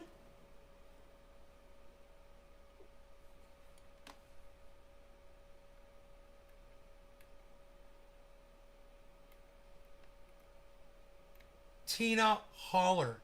I cannot believe that you just fucking said that to me. You obviously don't watch my show that often. God, man. Donald Trump. Let me read some of these. If you sit back and look. It's as senile as Joe now. He's going to try to be president, get another 4 years or 5 years. 5 years. If you sit back and look, there are way more Trump supporters now because even the left hates Biden and there are no more candidates. Donald Trump and John Maynard. I work at Maynard's. Trump and Maynard used to sue each other. Just Google those dudes together and it's pronounced Maynard's. Oh, Maynard's. Really not important, though. Yeah, it's not important. Yeah, who's that? Says James. 710. Cheers. Good morning, Nate. Listen, I want to read this because this really bothers me when some of you people come in here and say shit like this. Yeah, it really fucking bothers me. So, I mean, you guys see I literally keep my ballots right behind me, man, from not voting. Because we do discuss politics on here all the time. We discuss religion on here all the time. Those are forms of indoctrination. We discuss this all the time. So Tina Holler comes in here and she says, "Good morning, Nay. Sorry, don't watch much. Don't take politics, religion seriously." I guess you mean you don't take politics and religion seriously. Well, I do because a lot of people die because of both of those things. I take them very seriously.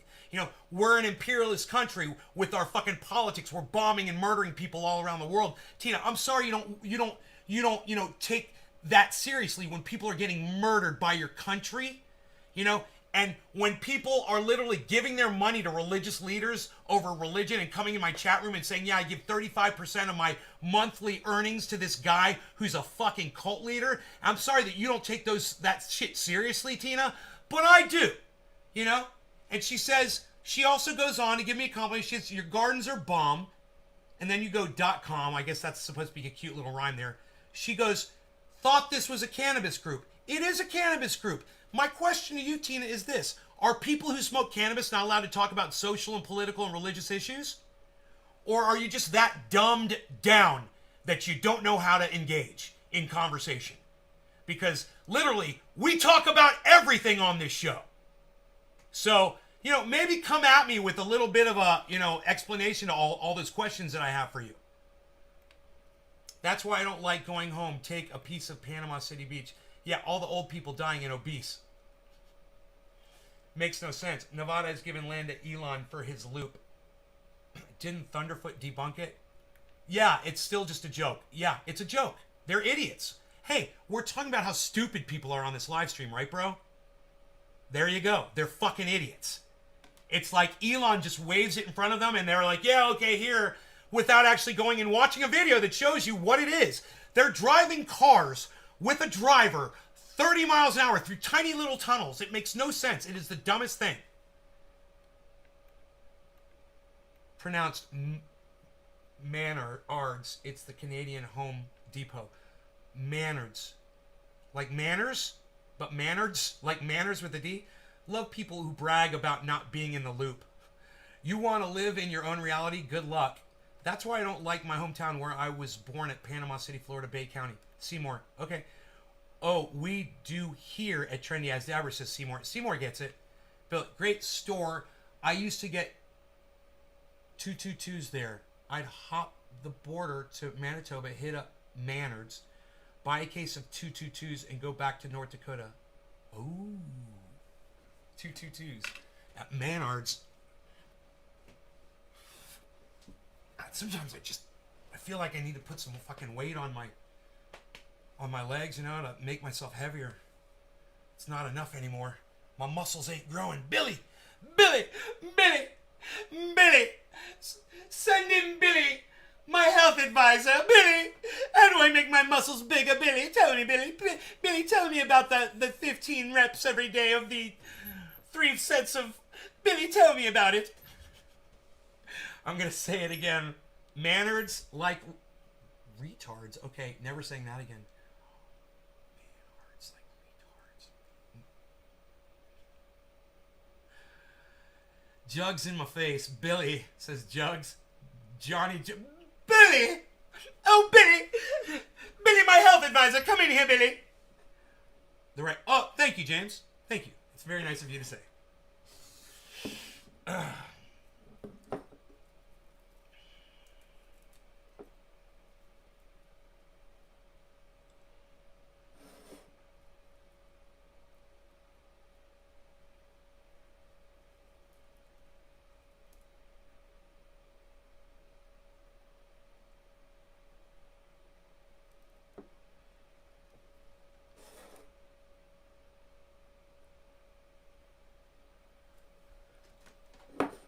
Gorilla Glue, guys. Oh, that's right. This camera doesn't work. Why do I have that camera on? What am I doing? What? Pfft. What am I even doing that one? Yeah, that camera's not there. That camera, it's not even there, pal. Get rid of that. Psst. Unreal. Psst. Unreal. Psst. Dude, this camera probably won't reach.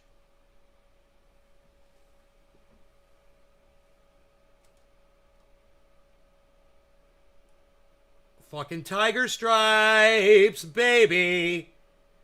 Gorilla Glue, number 2. I got a seed. How about you? Let me see. Where did I put that canister? Gorilla Glue.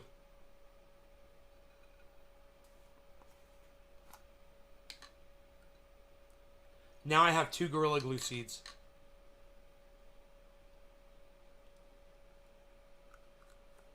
Holy shit. Wow! I found a Gorilla Glue seed live, man! I fucking love it! I can't believe that. I was like, oh my god! There's a seed in here. Yes, there is. Indeed, my dear.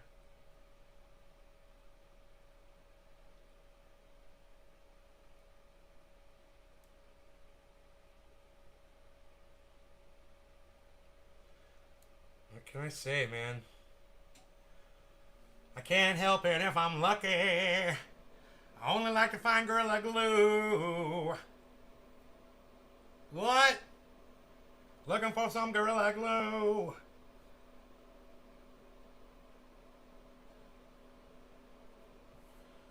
Wow. All right, let's smoke, shall we? I don't. Have I done it? Yeah, I did a dab. I did. Yeah, I feel great. Where's my kafefe? Did I finish my kafefe? It's way over there. No! Still got kafefe! Hitting a wall, your body's now used to that. So changing it slightly will shock them into either growth or strength. Arnold says so, and it works. So changing it slightly, hitting a wall. Yeah, you said the last 10 pounds are the hardest. I love the news, just take it with a grain of salt. It's called hitting a wall. Falling to pieces, somebody put me together. Can still smell after the music. James can still smell after the music fest. James said that they were testing everybody at the gate to get in. I believe he said he wore a mask too. And he took every precaution as far as getting vaccinated and all that shit. I just, if you don't go to a concert, you don't have to worry about catching COVID at a concert. It's just common sense. And we're talking about James McGill here, people. What can I say? No law regarding cannabis. Cannabis is a test for all. Cheers, everybody. I'm sorry about Des Moines, Iowa, Johnny. Cheers. I hope it gets more quiet for you.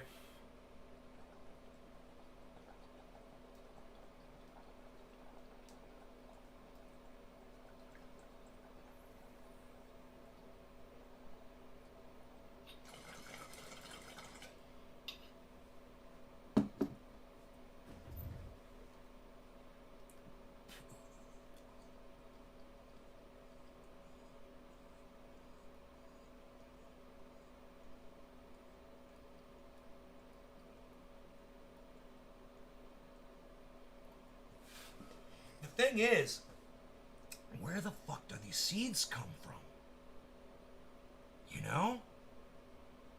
How the fuck did these plants pollinate? There's got to be some male flowers in there.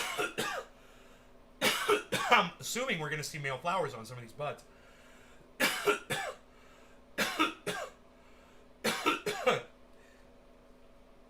Will it be called the Biden? The Joe Biden, we got to think about Depends diaper with Biden's name on it. That's hilarious.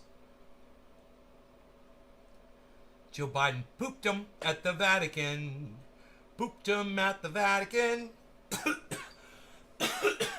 Fucking senile old fuck shit, motherfucker. Shitting himself, motherfucker. Yeah, he's a leader. He's a real leader. Poll. More than 2/3 of Republicans say climate change is not an emergency. Look, man. Look. Let's look up and see what the definition of emergency is, okay? Because I don't really know. So let's look up the definition. Emergency definition. A serious, unexpected, and often dangerous situation requiring immediate action. Huh. Climate change is not a serious, unexpected. It's not unexpected. We've seen this coming for a long time. They're right. If it's a requirement that an emergency is only unexpected,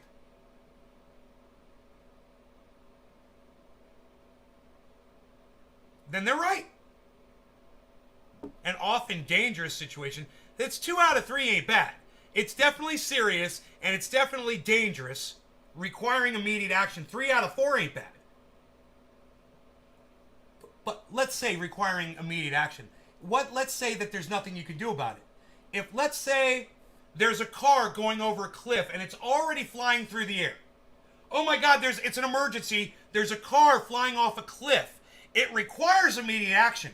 But there's nothing you can do. It's not like you can swing a crane over and hook it really fast. You ain't even got a freaking crane.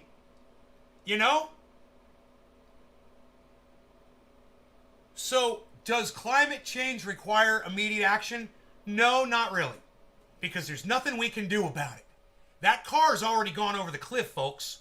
I don't know if you've noticed that the planet's on fire. But 2 out of 3, oh, it's 2 out of 2, what is it, 2 out of 4? Okay, well, 2 out of 4, they're kind of losing this now. Doesn't really seem like an emergency to me. Because there's no action that we can take to stop it. And, you know, that's what the Democrats are saying.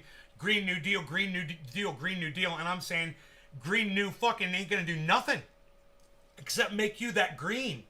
That's all Green New Deal means for the Democrats, is all these industries are going to make money off of something that it's scientifically proven that we can't fix it.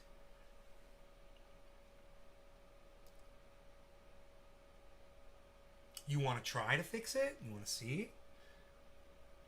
You want to call up the crane company and see if there's someone that'll answer the phone, and maybe they'll drive out really quick while the fucking car's going over the cliff? It's a big cliff.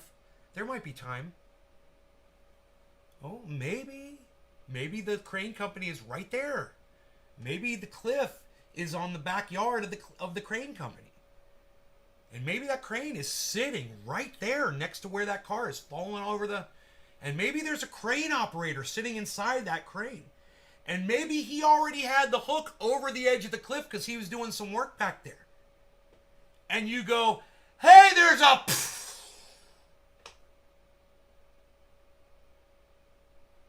That's the way I look at it. How about y'all? How do you guys feel about climate change? Where are we with it? Do you feel like we can stop it? Do you feel like there are steps that we can take, or that we should take, that could actually reverse it? Did the Mears Project sound promising? MearsReflection.com. MEERS Reflection.com. Did that sound like something that was promising to y'all? Bad Blue Jaws. No, we're doomed. Right. Let's do a bomb rip and fucking say, fuck it, bro. Do we have a solution to the problem? Electric cars tunneling underground, going to Mars isn't going to work. It's not even sound. I just did a rhyme. I mean, we're not going to populate Mars. We're not going to go there. That's just stupid. And anybody, you know, who's thinking that, you've been led to believe that by Elon Musk, that wants to give you hope, like a cult leader does. You know, if you give me all of your money, I promise you eternal life in heaven because I talked to Jesus for you.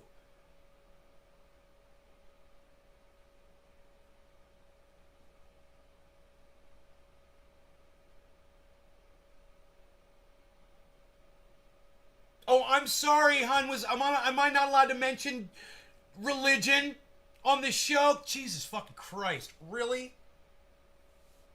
Not allowed to talk politics, so it's all got to be cannabis. Can't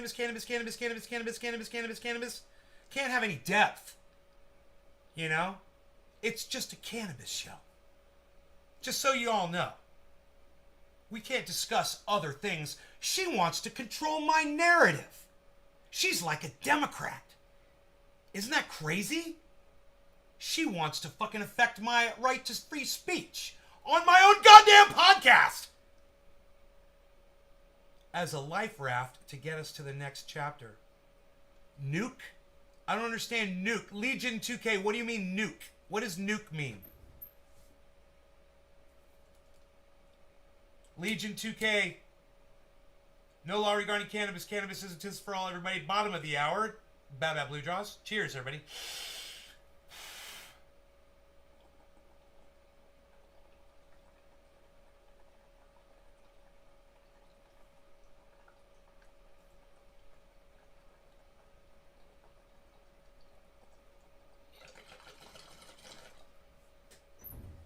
Well, nuclear is a... You're right. Yes.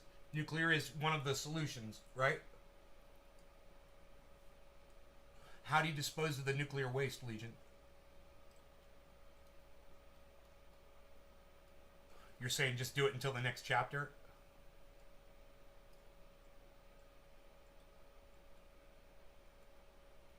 Now that we know there's nothing in outer space, Captain Kirk went up and looked. and verified. Space, dark, death, dying, here, Earth, life, life, water, water, here, Earth. We learned that. Thank you, Captain Kirk. Why don't we take the nuclear waste and shoot it into outer space? I think it's a fucking... Elon Musk has all these rockets that could come back. Dude, take your fucking rockets, take that goddamn nuclear waste and shoot it out there into the dark space where there's nothing. No, space, dark, nothing, right? Get rid of that shit. You know, and do it with the plastic too. Shoot the fucking plastic into outer space. Why aren't we doing that? Dude, Google that. I mean, fucking not Google that shit. Fucking tweet that shit. All right, here we go.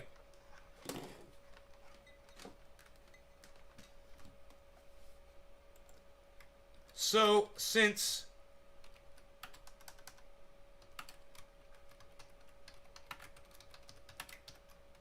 Captain James T. Kirk verified that outer space is dead, can the billionaires... Spelled billionaires right, huh? A-I-R-E-S? It doesn't even look right. Please use their fancy penis-shaped returnable rockets to jettison all the nuclear... That's wrong. Nuclear... Ha! Jettison? I spelled jettison wrong. What is it, a Z? No. How do you say jettison? Is it a G? No. How do you spell jettison? 2 T's? Yeah, 2 T's, yeah. Bigger's better, bro. Potato chip. Yeah, bigger's better. You know, it'd be funny to get a video of me doing that before and literally have my arms getting bigger on each time I do it. Yeah, bro. Bigger's better, bro. Yeah. Yeah, Professor. Bigger's better. I think I've done that enough that we could do that. Billy! My official video editor, Billy. Make it happen. Make it so, Billy, please. Billy, where are you? Billy! Billy, where are you? My official editor, Billy! So, since Captain James T. Kirk verified that outer space is dead, can the billionaires please use their fancy penis-shaped returnable rockets to jettison all the nuclear waste and plastic up there so we can fix this climate thing? Gee?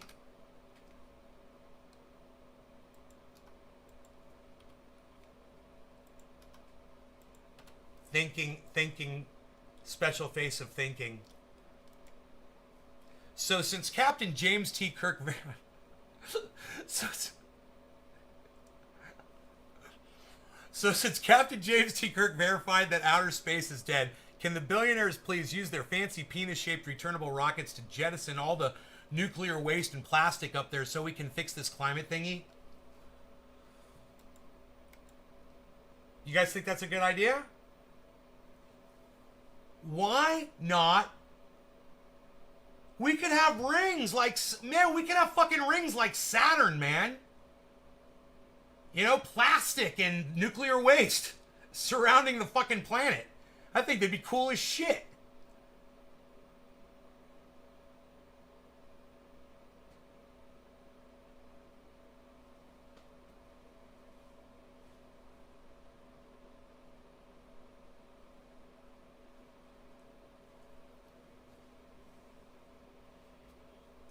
Nobody's liking my tweet.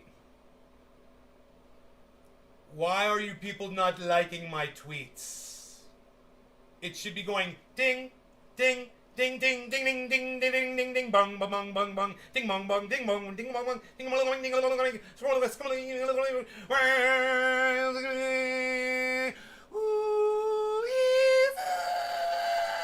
That's the sound of all of the likes, retweets, and comments that all of you, I'm sure, are running to Twitter right now. You're running. In fact, hey, let's pin that tweet. I'll pin it to my profile. I'll make it real easy for you to find. We can do that. Launch waste into deep space, not orbit, though. We already have a trash dump rings, believe it or not. Look up space junk map. Okay. But yeah, outer space. Put in outer space. Boost that shit like we're going to Mars. Hey, Elon Musk wants to go to Mars. We don't have to go that far. Just go past, the Earth's, the ability for that shit to come back. Leave it out there and bring your rockets back. Somebody liked and retweeted it already. Thank you, person. I love you, whoever you are. Thank you. Yes. Somebody liked it and retweeted it. It's my pinned comment, guys. Go run to Twitter right now if you can possibly do it. And like, retweet, and leave a comment. In the comment section, you could leave a link to this live video and say, as the comment, you could be like, yo, we're talking about this live right now. A-Dub, thank you, brother. I love you. I said I love you. Hey, man, I said I love you, bro. Was that not good enough? I love you, bro. Gotta get shower and go hooker hunting.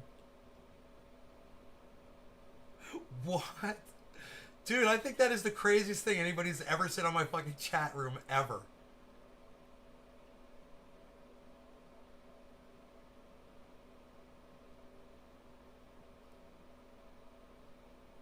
Billy!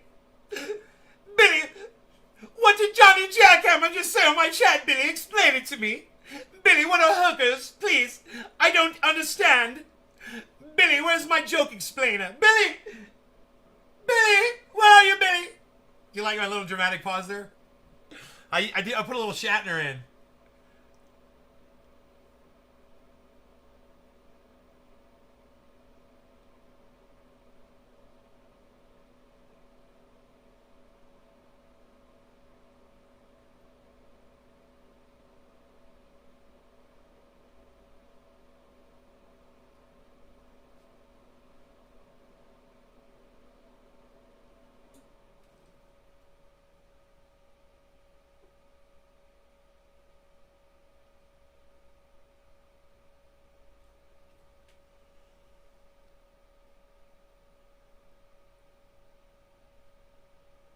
"21 cars in Joe Biden's motorcade."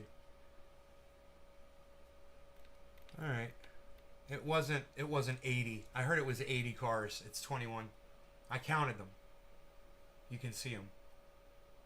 It's still, that's too much. You don't need that many people going around with you when you're the president of the United States. That's fucking insane. Take a couple of buses, man. He's gonna wash his hands and buy a prostitute. Oh, Billy, thank you, Billy. I was wondering. I was so confused. Billy saved the day. Again.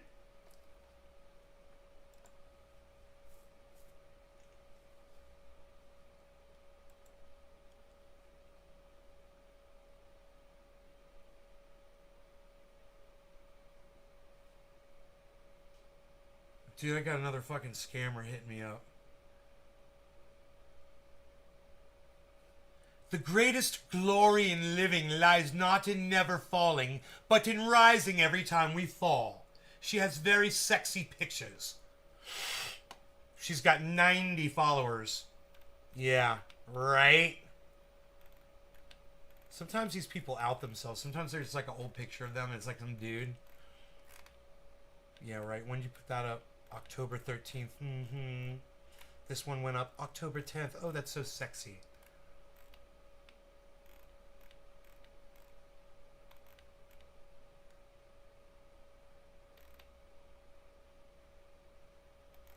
All Trump, retweeting stuff. It's like this entire thing, it's all pro-Trump.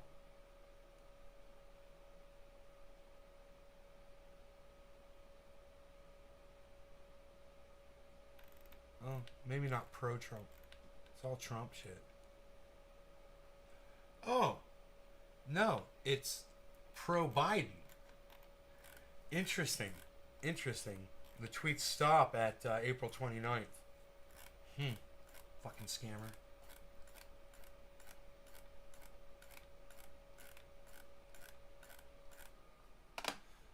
Oh, fuck off, motherfucker.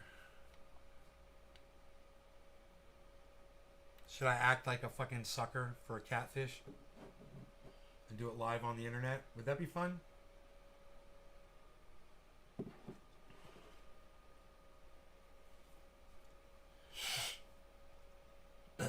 Or just me with 20 Venmo accounts. Joking, but really. Really, are you texting me right now, Billy? Saying, hey, you got great pictures. Did you just tell me I got great pictures? What does she mean, great pictures? What are my pictures? There's a robot dog. There's Dino's ass in your face. That's on my main page. There's my face going like this. I'm a very unattractive person. I'm really hard to look at. I gotta get rid of this fucking beard, man. God, I'm a Muppet, dude. I'm a fucking Muppet. Yeah, there's a picture of a very skinny girl that's starving herself. Why does that show up there, man? Fuck you, Twitter. I fucking hate you. Fuck off. Motherfuckers. More than 2/3 of Republicans say climate change is not an emergency. All right, so now we've already determined that it's not an emergency. We've already talked about why it's not an emergency. Is everybody clear on why climate change is not an emergency? It only satisfies two of basically the basic requirements of what an emergency seems to be. One of those things is unexpected. And that seems like a requirement. So let's say I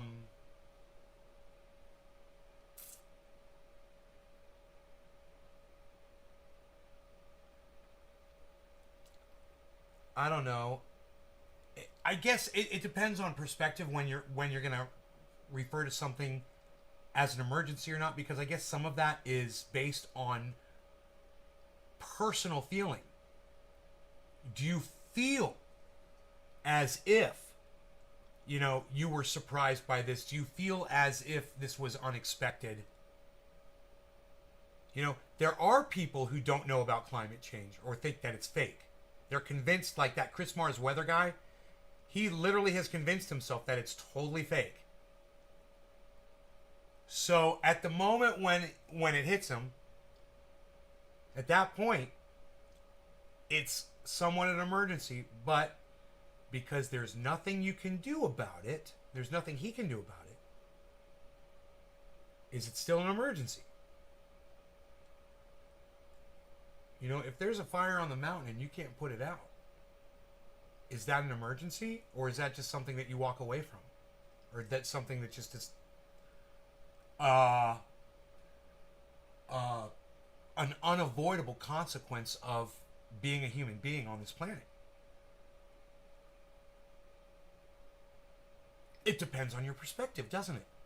It depends on if you're on the other side of that mountain and you're not being affected by it and you just see smoke up in the air. Or are you living on top of that motherfucker? Huh. It's an emergency for that dude, ain't it? The guy's living on that bitch.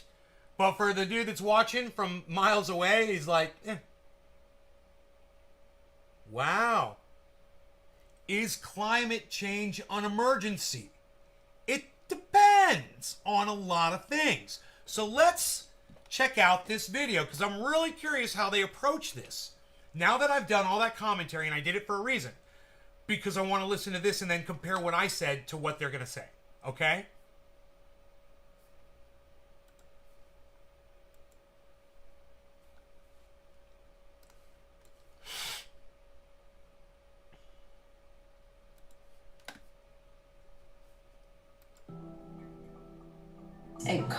end for humanity. A new UN study by the world's top climate scientists revealed that we have now warmed the Earth by 1.2 degrees Celsius in less than 200 years. The Earth's climate is getting so hot that in a decade, temperatures will likely blow past a level of warming that world leaders have sought to prevent. 1.5 degrees Celsius. The target limit of 1.5 degrees Celsius. This is the difference between the average global surface temperatures of the planet before the Industrial Revolution and today. And so we're always sort of using as a benchmark where we were before humans started on a massive scale burning fossil fuels. And then scientists are sort of comparing how much warmer has the globe gotten, 1.5 degrees or 2 degrees above pre-industrial revolution levels. There's nothing truly magic about it. It's sort of where policymakers have arrived, but it's based on sort of a scientific sense that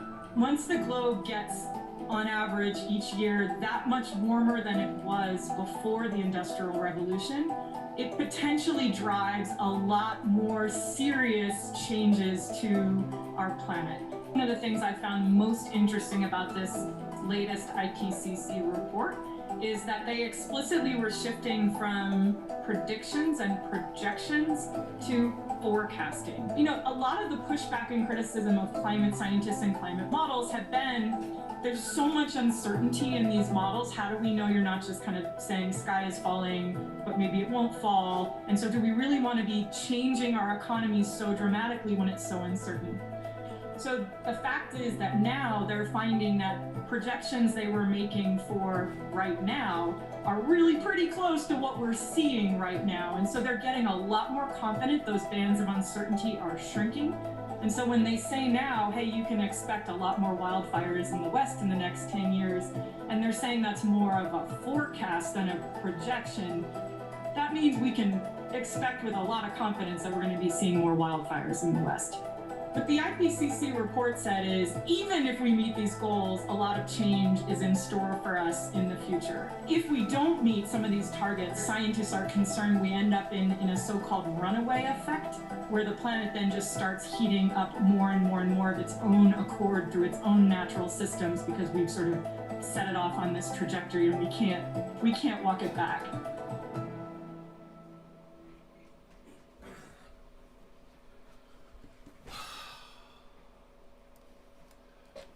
So they didn't address the Republican.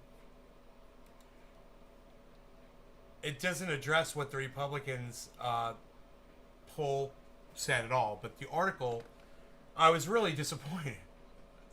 I thought it was going to cover the article. I don't know why I can't make that stop. Okay. More than 2/3 of Republicans say climate change is not an emergency. As President, this is Andrew Romano again. Wait.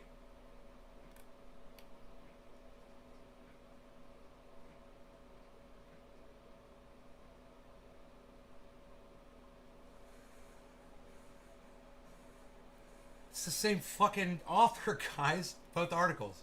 This is interesting, huh? Alright. He writes a lot, this guy, huh? He must do a lot of fucking reporting, so... Alright. Let's read, shall we? Let's get rid of this bullshit. Okay. As President Biden pushes Congress to pass his climate agenda just days before world powers gather in Scotland to hash out a new international accord, more than 2/3 of Republicans, 67%, continue to insist that climate change is not an emergency, according to new Yahoo News government poll. Okay. YouGov poll. Coming on the heels of a summer that featured record-setting heat waves, wildfires, and floods, all exacerbated by climate change. Ooh, I said exacerbated. Ooh. The result is a stark example of how U.S. politics imperils. Ooh, imperils. Could I be learning words that I've never used before? Global progress on the issue. Imperils global progress on the issue. U.S. politics imperils global progress on the issue. U.S. politics? The survey of 1,704 U.S. adults, which was conducted from the 19th to the 21st, found that nearly all Democrats and a plurality... Ooh. He uses big words, doesn't he? A plurality of independents, 45%, view climate change as an existential threat that must be addressed now with major legislation. I have a feeling that this guy's wordiness is he's trying to compensate for something else. You know what I think it is? I think it's his lack of doing actual journalism. That's what I think. When I hear someone using words like this, that's the very first thing I think. I'm like, what are you trying to fucking overcompensate for, bro? I'm making a coffee. I'm making a splish. I'm gonna check my cat's food too. Yeah, he's still eating. Let me see if I can coerce him with some more dry food. Yeah. There you go, buddy. Look at that. Some of that now going on too. While I'm in here, I think I can hook his little din din bowl up. All right, so.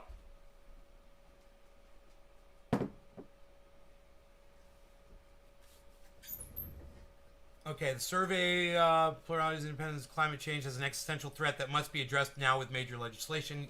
Yet, less than 1/4 of Republicans, 24%, agree. Why does this keep popping up, these cunts? 24%, you know, because there's some re-engineer over there at Yahoo News who thinks it's a good idea that when I close a window, it should keep reopening, you know, because AI, it's smarter than me. It knows that I want the video to pop up again when I start scrolling down.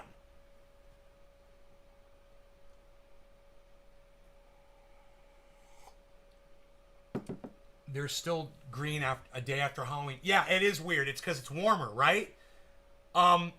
Yeah, my pole beans died from the cold, even in the greenhouse. Almost all of them. I didn't check the tomatoes, though. Yeah, tomatoes look like they're still alive, actually.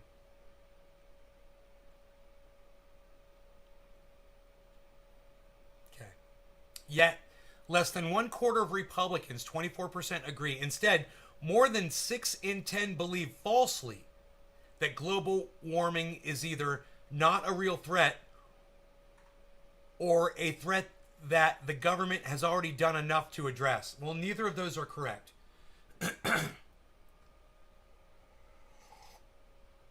It's apples to oranges, and let me explain why. Is it a real threat? Well, it depends on what the definition of a threat is. Something that could kill you, something that puts you in danger. When you have to run from a forest fire, is that a threat? Yeah, it's a fucking threat. The government has already done enough to address. Bro, the government has helped expedite this. Our extinction.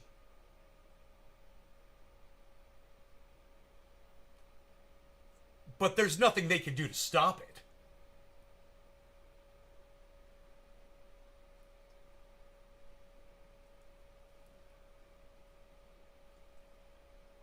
Bullshit, bullshit, bullshit, bullshit, bullshit, bullshit, bullshit. Oh, okay. Of keeping global temperature rise from exceeding 1.5 degrees Celsius over pre-industrial. Let's talk about Celsius, by the way. I got a little message from Celsius this morning, everybody. And you know, that fucking stupid box popped up again. I'm closing that fucking window out. They can fuck off. I got a message from Celsius this morning. I earned like another 200 or so bucks of interest on my Celsius account over the last, I don't know, week. I guess they update you every week or so. So I guess I make like $200 a week on interest just for storing my money in Celsius. And that's not even all of my crypto. It's half of it, somewhere around the halfway mark. The reason why is because the other half they don't honor over there, you know, for the most part. You know, that's not true. It's like 1/4 of it is another Bitcoin.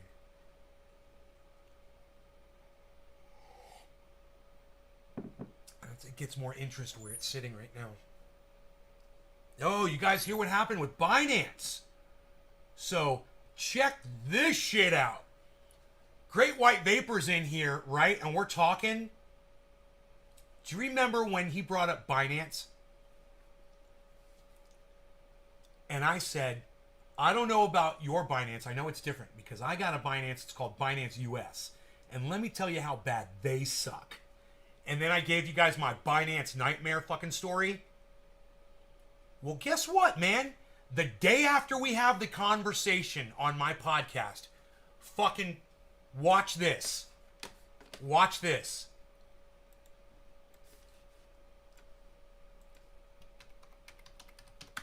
I'm just going to type Binance into Google.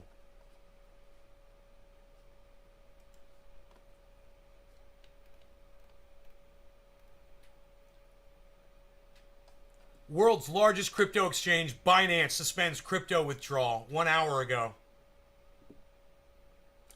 Binance temporarily disables all crypto withdrawals, cites backlog 3 hours ago. Cites backlog.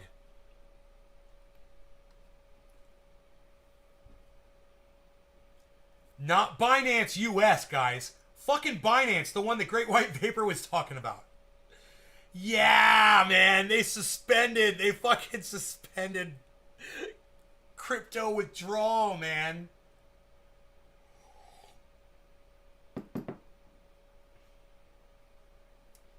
And that is fucking scary. Sites backlog. They need to hire more people.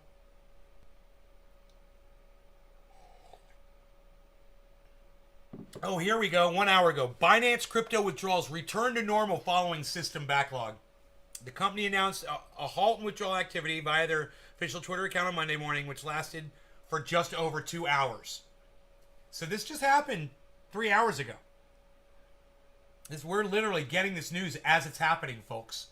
You're hearing it here first. I like bringing that to you. So I got a problem with my bandwidth. I've been using too much.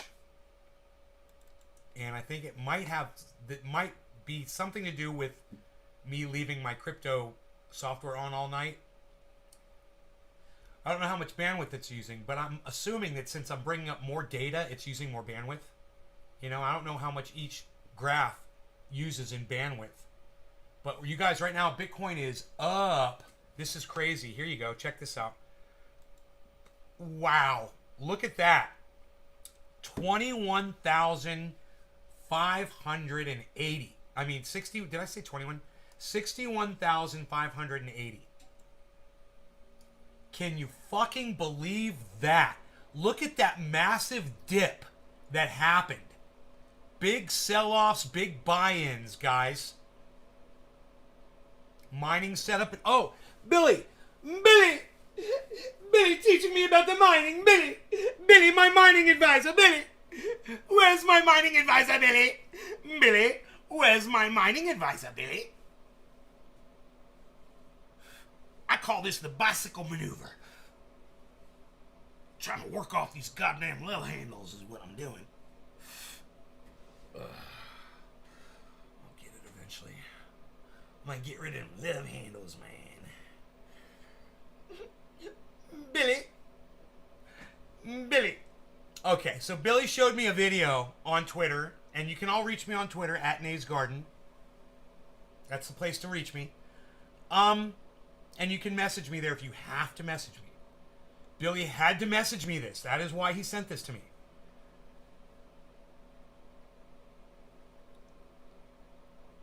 I was looking at that, and I was realizing how much space an operation like that takes up, what's involved, and can bring in around $10 of Bitcoin per day, apparently. And that's after electricity bills, right, Billy? That's after electricity bills?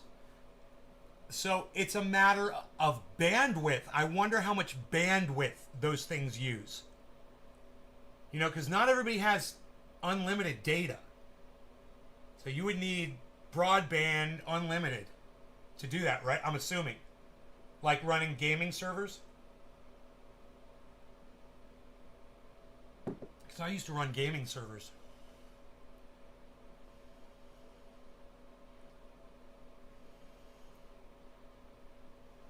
I like the way, after electricity and heat, I like the way he made that into a clean room, man, because the dust, you're going to get dust all over that equipment. They're not covered. And those are all have fans and electronics in them and lights and shit, man. And that dust just fucks shit up. You know, and it's just, there's a lot to consider. I liked looking at the room, bro. It was real. I love all the lights.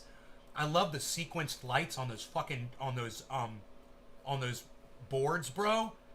Those are so fucking cool. My question was, are they using video cards to process? You use a video card to process the transactions? Is that's what it is? They use the processor on a video card? I mean, I don't understand. I don't understand that part of it. But I guess they're using video cards, right? Electricity and heat. You recharge your phone, then tether, iPass, etc. Yes, it looked rather dirty and tough to clean. Oh, bro. Dude, it'd be a nightmare. When I have to clean my computer, you know, I have to take everything, all the wires out. I have to take it downstairs. I blow it out with a 200 PSI fucking compressor. Psh, you know? The kind you fill the car up with air in your tires with and shit. I blow it off with one of those things. It's got the nozzle on it. Psh, compressed air. All the dust comes out of there, dude. And I'm telling you, in my living room alone, I mean, now, granted, I got a dog. I got a cat. I got a Mark. You know, they're all messy. Mark especially. He's like Pigpen. And that shit finds its way into the fucking computer, obviously. You know, little pieces of rotten crab meat. Rotting away.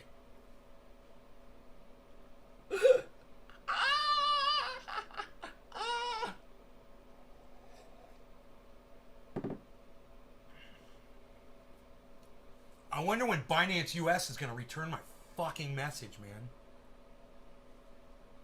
And unlock my goddamn account so I can fucking swap that shit into Celsius. Oh, man. I do not want to lose my position on Cardano. I just don't want to lose it, man. You motherfuckers. I fucking hate you. You're costing me interest money right now.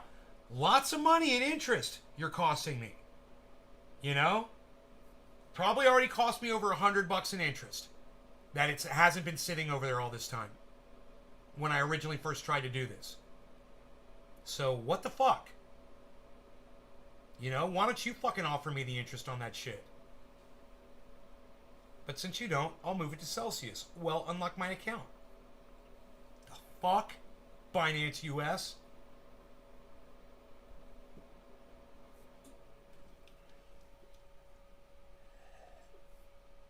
The porn folder. Yeah, he will too. You're right, Billy. He will. You should see his fucking smartphone. You should see the apps on the top of his smartphone. I'm like, what are you doing, man? He's like, I don't know. He's like, this one had an ad on it. I was like, no, don't click on ads, man. Oh my god, no. But it told me I had to. No, Mark, no. You're like, Mark, no, don't touch that. Dude, I've had to do that so many times.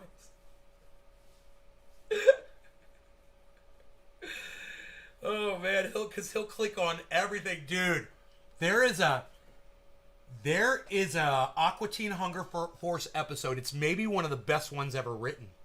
It's the one about the fucking pop-up ads. And basically, Master Shake is just like Mark.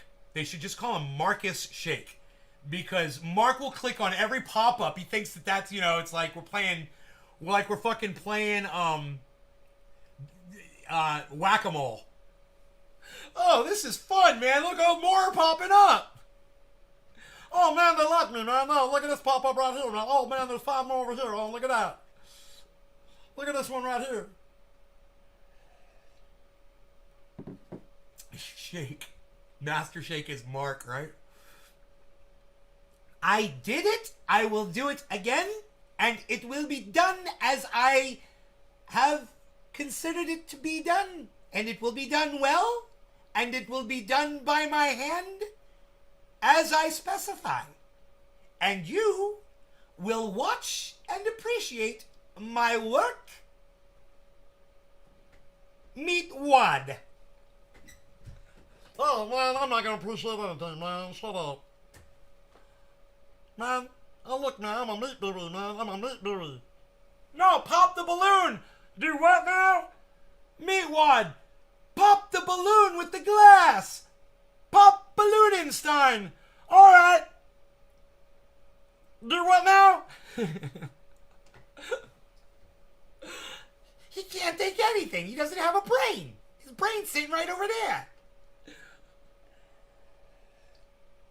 It shall be done thusly, as I have pontificated on this very day.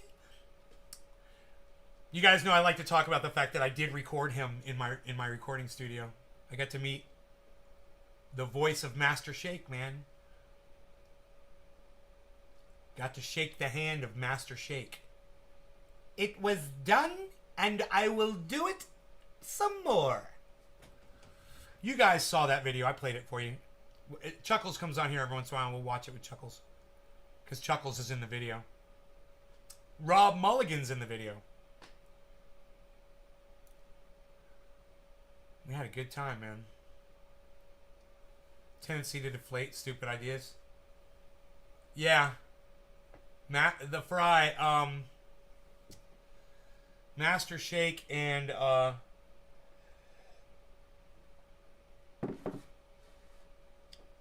what's the character's name? Fry? Is it just Fry?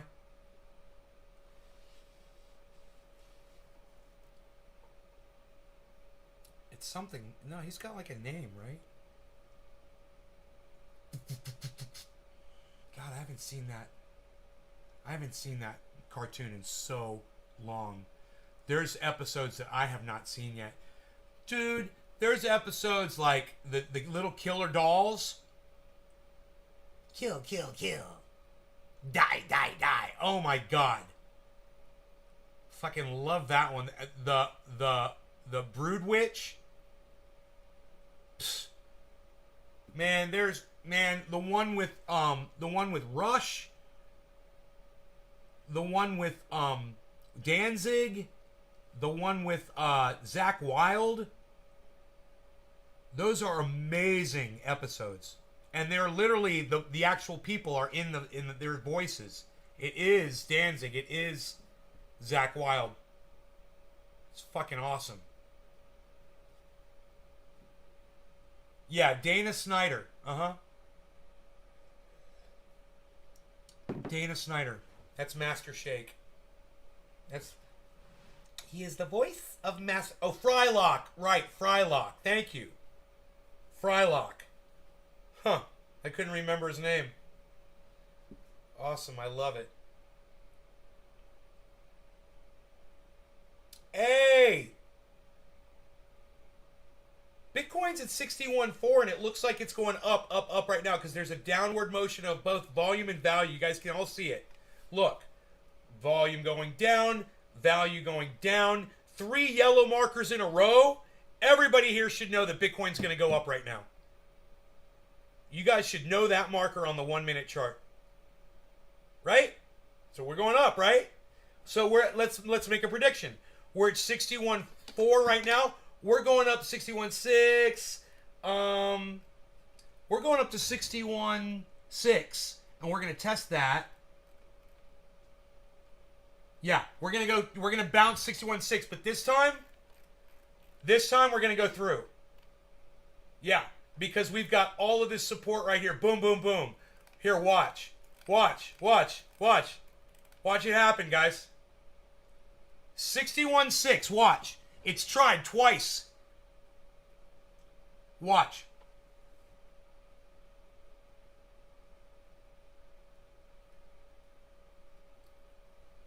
As it goes red and I and I sip my coffee. Green. Volume. Volume's gonna go green. Come on. Come on. Volume's gonna go green.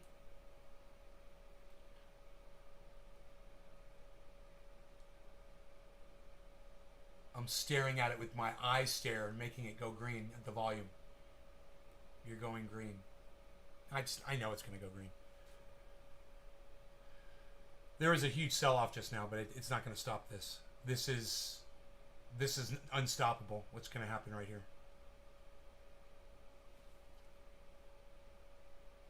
Green volume. Green volume. Red. Red.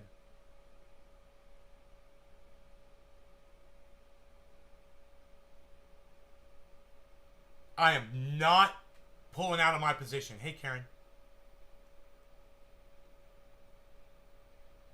I'm not pulling out of my position. It's going up. Watch. Watch. See that green volume over there on Ethereum? It's going to happen on Bitcoin right now. Watch. Boom! All right. All right. Everybody just calm down. Watch. Now it's going to go yellow. Up, up, up, up, up. Now it'll go back green. It'll go back green. It's going to go green. Or the next marker will be green because it's almost, minute's almost up.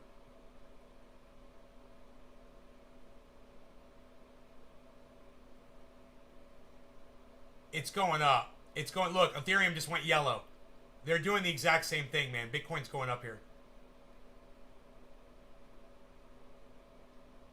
They're doing the exact same thing. Green volume. Hold, hold, hold. Look at that low bottom on the red bar up top, guys. See the low bottom? There it goes. Green.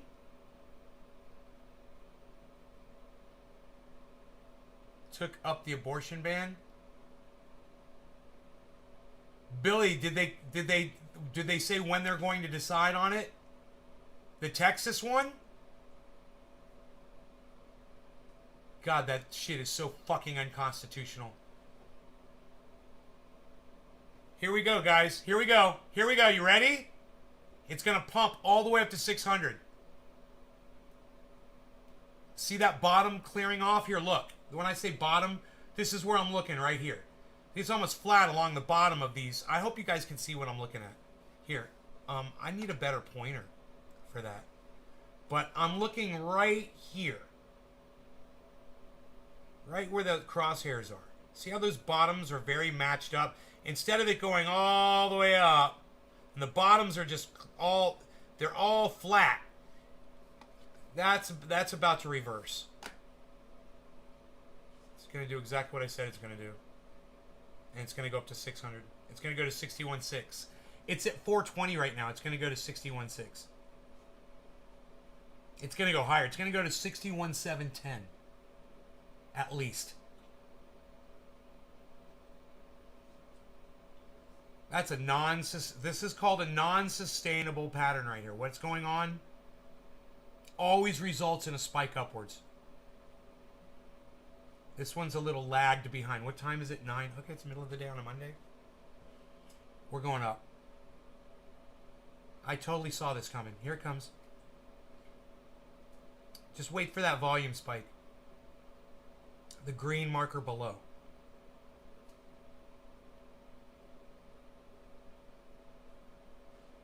You feel it building? Hey man, Bitcoin punches up, son.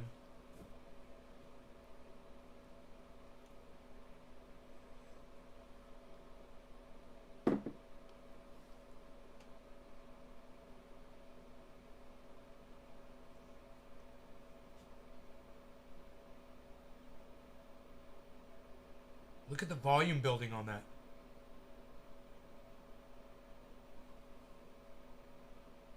Look at that volume, guys. Here we go. Here we go.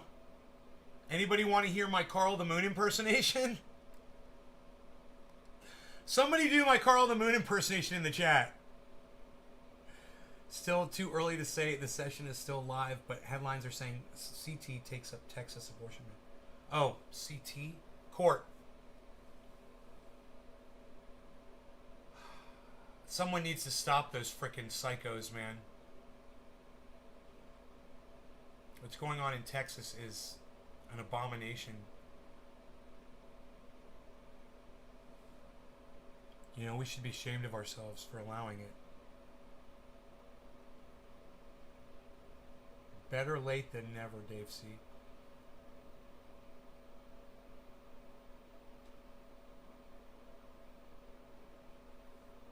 Here comes that fucking green volume, guys. Here's the kick. 61, 493, 61. It got all the way up to 460, 491.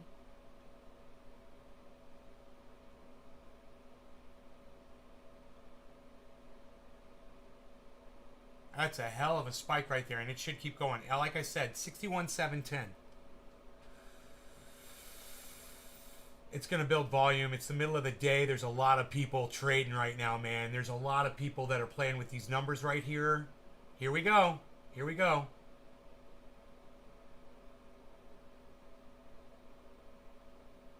Nobody's going to do my Carl the Moon impersonation in the chat. Okay.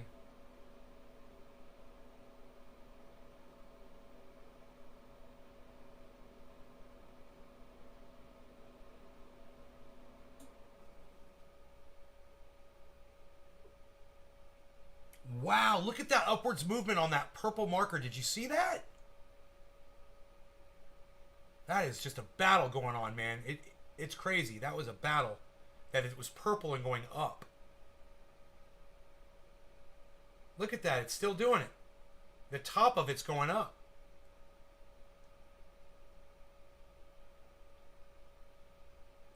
It means, you know, it means purple means down. It means it's going to come down. But it could just be a pump, guys. This could just be a pump on the way up. Like I said, 61, 710.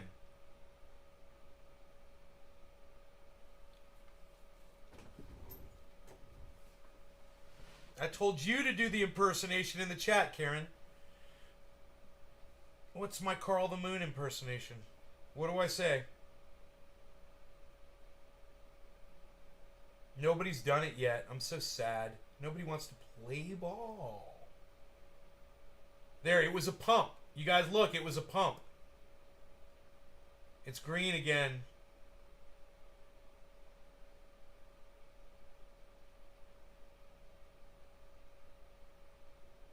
Yeah, you don't know. I say it all the time. It's going up, guys. Look at Ethereum. What do I say right now? Look at you all leaving, man. Jesus Christ. Freaking audience, man. I'm fucking sitting here hungry. Every time I'm doing these shows, man, all I want to do, I got other shit I want to do. I sit here, I do these shows. Nobody even wants to fucking hang out with me. 61.5. It's going to go right through that. There it goes.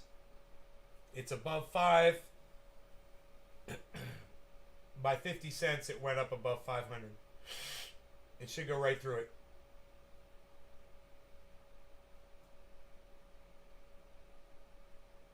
Boom, right through it. There it goes. Like I said, 61, 710, guys. This is our target.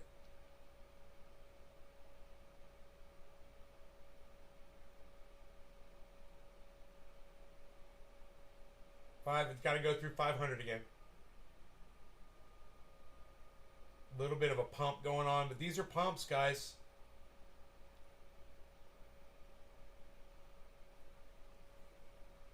People are bound to be selling while people are buying, man.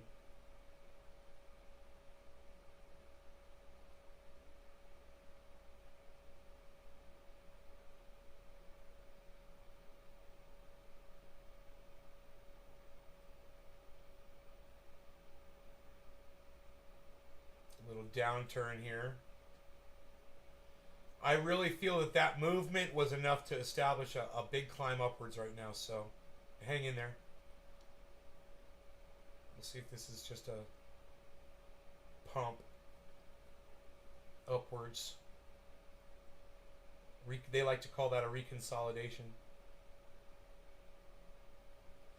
I do too. It's okay. It is doing it. Look at the green bar is building up below of volume buying.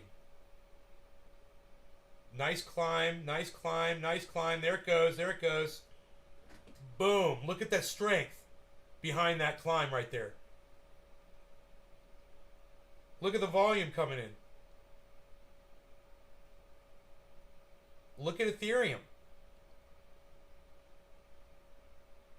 Up, up, up, right through 500. Here we go. 510. 517. We're going to 710, guys.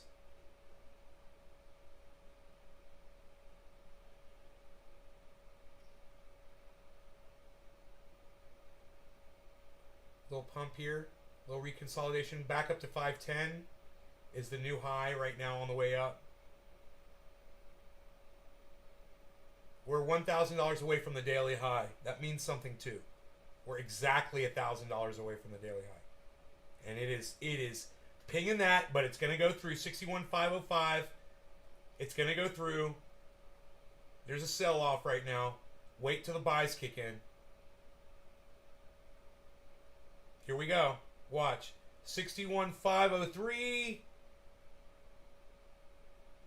503. Holding 503. It's above that 500. 505. 506. 509. 508. 504. 501. 500. A lot of people like to buy it. 61,500, man. Give it a second.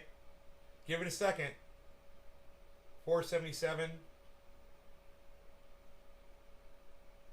478. Washington Post is a paid site. What are you talking about, Washington Post?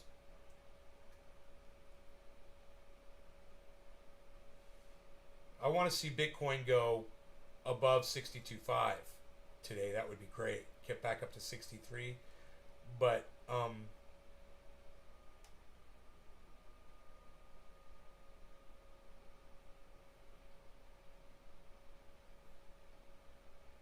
that was a hell of a dropout, man. There was this massive drop 12 hours ago.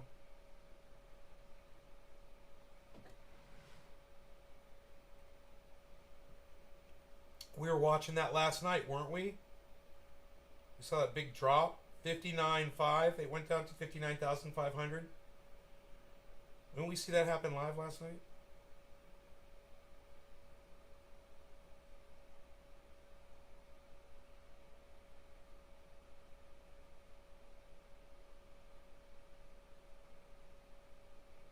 You tried to charge me $5 a scroll. Oh! All of the news sites are doing that now, Billy. They all suck. It's all horrible, bro. It's like you can't get news anymore. They want you to subscribe. They want you to do this. To put us on your white list. You're like, fuck you. I don't even care that much about the news. I just won't even read it. You know? Fuck off. This was a big drop right here.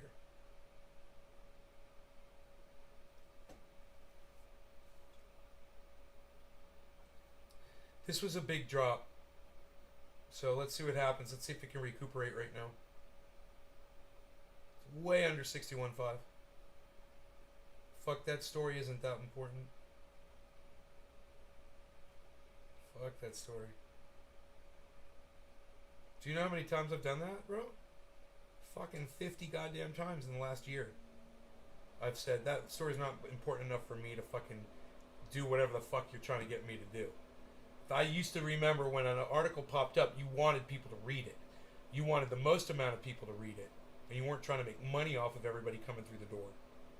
Now it's all about how much money you can bring in. So fuck your story. Fuck your narrative. I'll go read it somewhere else. You know?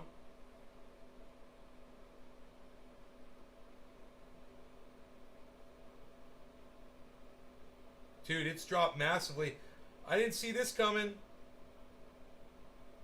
I didn't see this coming at all, dude. There was a massive sell-off. You see that big red spike, guys?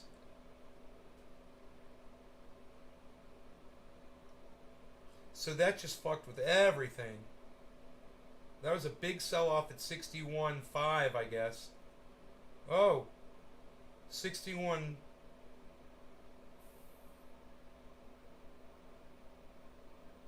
Yeah, around 61.5, man. It's a giant sell-off.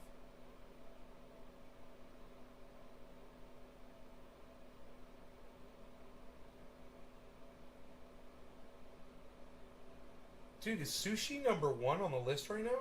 With polka dot number 2? Fuck yeah, bro. Look at sushi and polka dot 1 and 2.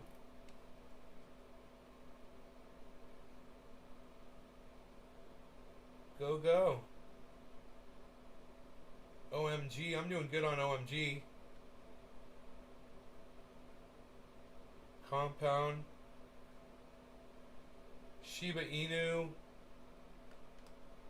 Synthetics is doing good. It's, oh my god. Dude, Synthetics is up to $10.34, man. It's up $1. Holy shit. Saitama is hanging in there. Doge is down.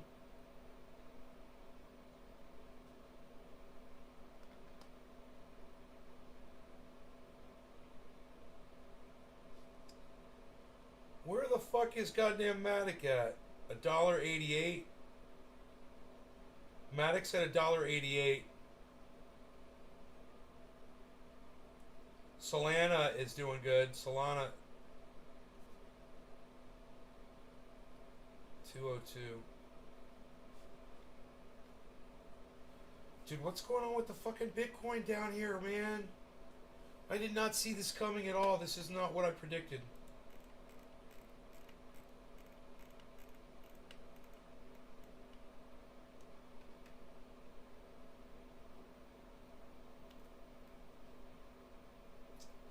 Dude, I bet there's a Head and Shoulders in here.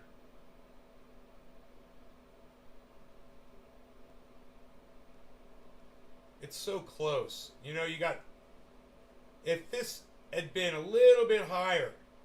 What about a reverse Head and Shoulders? I wish. Hey, man! We might be setting up a reverse Head and Shoulders, guys. This might be okay if it spikes back upwards to form the head. This would be the shoulder. This right here would be the first shoulder. This would be the head. And then we need another one of these dips. And then, boom, we skyrocket upwards. Look at all that green volume, man, to bring it back up. If it goes back up to 61.4, 61,500, we'll be okay. With all that volume, it might. That is a lot of volume right there, my friend. That's all I'm saying. That could be pumping up to get us to that 61,710 I said we were going to. We get a Head and Shoulders, and it'll do it. So it's going to take, to form it, it's going to take, I'll tell you exactly how long it's going to take. 1, 2, 3, 4, 5, 6, 7, 8, 9, 10, 11, 12, 13, 14, 15, 16, 17, 18, 19, 20, 21. So it's going to take about 21 minutes. Or 25 minutes, actually, because it's going to want to, after that Head and Shoulders, it's going to level off. And then, boom, it's going to shoot up. That's only if this forms a V right here. Or a V, basically. So let's see if this spikes upwards. If it does not spike upward, it looks like that's the only little pump we were going to get, and it wasn't going to go all the way up to 710 like I thought. I really thought it was going to retest 600 easy and go right through it with all that buildup of all that yellow. It meant there was a lot of trading going on. You know, there's a lot of activity when you see that yellow and purple. Here we go. Wow. Oh my god. Dude, did you guys see that marker? Look at the candle. It just went yellow. It's like exploding. Let's see what the volume does.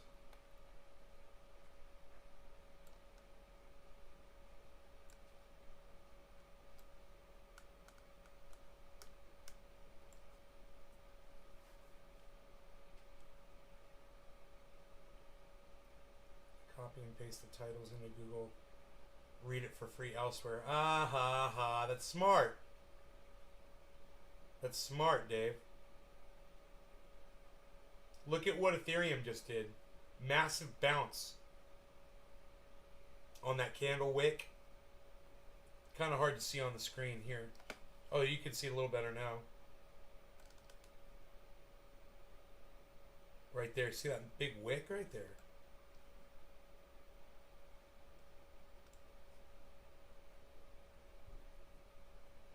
Okay.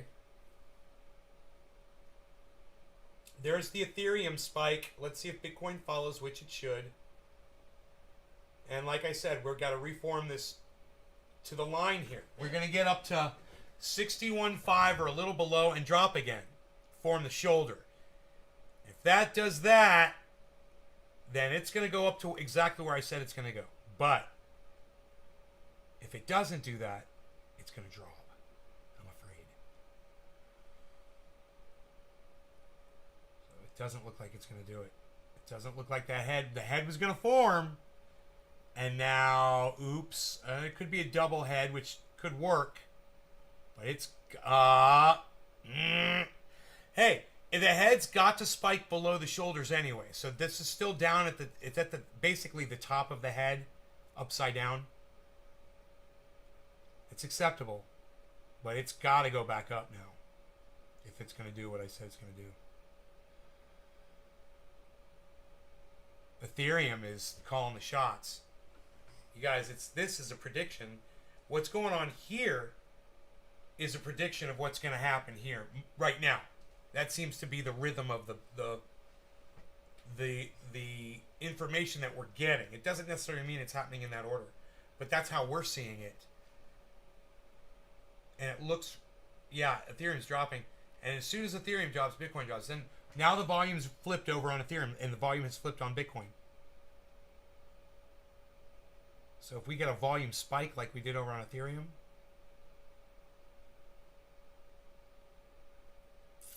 ooh, the whole chart moved down for that. The bottom, see that bottom drop?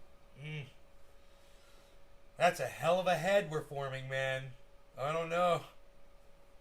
I don't know if it's gonna go back up now. It is way down beneath that shoulder.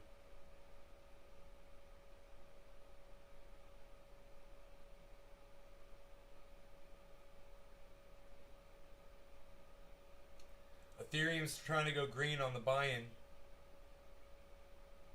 It better happen quick.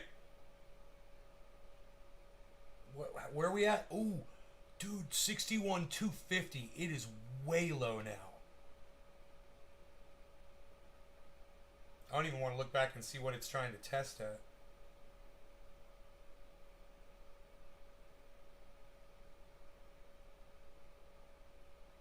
Oh! Oh! Oh! Oh my goodness.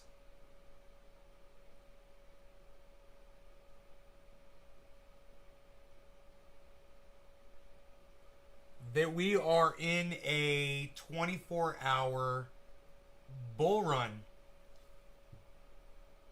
It's a 12-hour, I should say a 12-hour bull run. I'm sorry, bear run. And it hasn't been 12 hours. It's been 8 hours.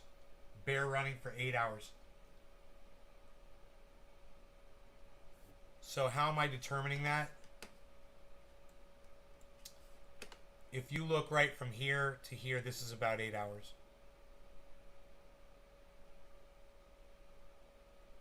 So it's going down, but it shouldn't go any lower than this area right here, you know, if it does. Unfortunately on this, I wish you could, but on this chart you can't see what that is. It doesn't tell you. It does say 59.5, so I'm assuming that's 59.5. Right there. I'm assuming that's 59.5. So that's, in my opinion, that's the lowest it can go. Hey Jason, XRP is not doing that great right now. It's only at $1.08. $1.08 with a 0.1% change in the 24 hour. Yeah, how much XRP do you hold, Jason?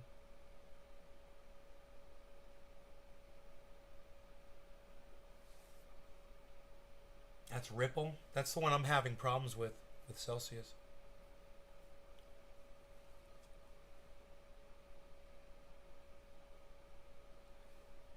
Dude, this is a hell of a head. Let's look at it. Okay, man, that is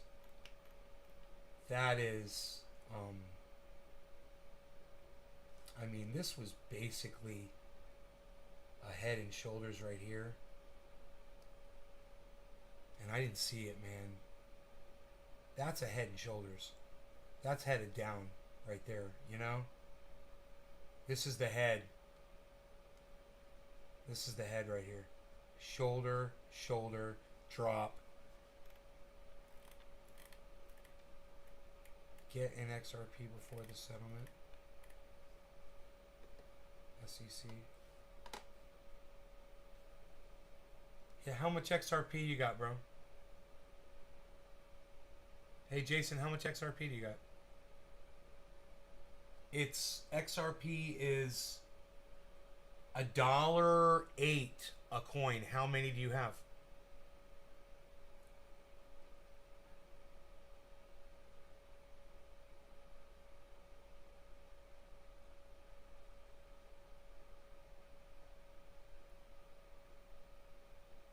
You got $100,000 worth of XRP. It's more than that, actually.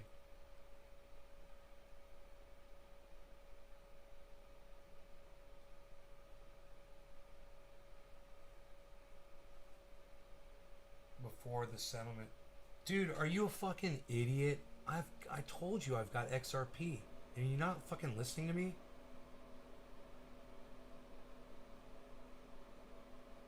It's like I'm talking to a fucking brick wall.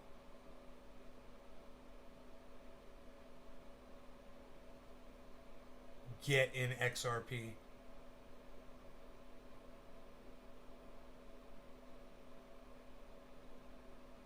You just got in? Dude, you're the one that brought it up. I told you I was in XRP. I said I was having a problem. I was like, that's the one I'm having a problem with in Celsius. I was responding to you. There's no one else in here talking about XRP.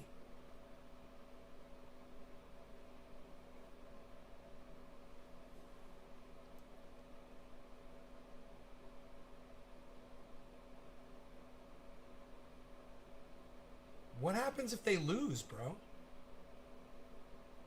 You ever think about that?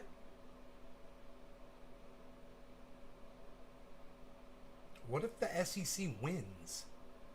I mean, they are the fucking government. Is that not on your radar? Has 8 officers still on payroll? There's supposed to be 30 per 10,000 populace. Right? I hope there's not a public emergency. Emergency. There's our word of the day, everyone. Emergency. But if you do your research, if we lose, we still win. Oh, really? Well, good. Good. I'm holding XRP. I mean, I don't have 100,000 XRP. But I got some XRP, man. So if it does good, I'll do good. Everything I'm holding, if anything is doing good, I do good. Yeah, because I'm holding so many different coins. So it seems to keep my portfolio now at about 25% profit loss, which is a comfortable place where I could pull my money out on any given day and be a happy man. Walk out with 25% profit. You know?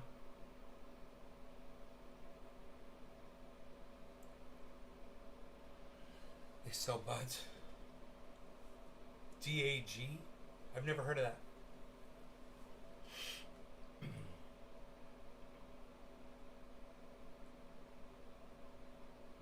H-bar, yeah, I've heard of H-bar. I've got some H-bar. I've got stellar lumens. I've got everything listed over here. You know, I don't know if you can see that on the page there.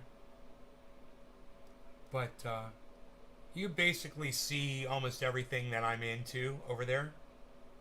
I usually put about $1,000 into a crypto when I've got the money, and if not, then I put like $100 into one, you know, or 250.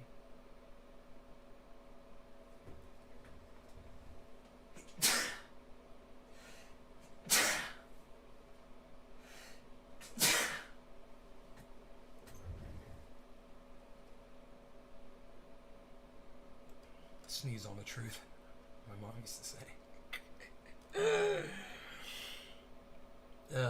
Yeah, hodlers, bro. I'm a hodler. I'm just sitting here wondering what the fuck Bitcoin just did. It just did this massive dump. When I was looking at the pattern, which was saying it was gonna go up, and it formed a fucking regular head and shoulders right in front of me, and I looked at it and didn't see it. And then, of course, it dumped after the fucking head and shoulders. But now I know what to look for in a fucking head and shoulders, right? Look. Look. Look, guys. This right here is totally a fucking head and shoulders and led to that giant fucking dip right there. Okay, look at this. Let me show it to you so you can see it.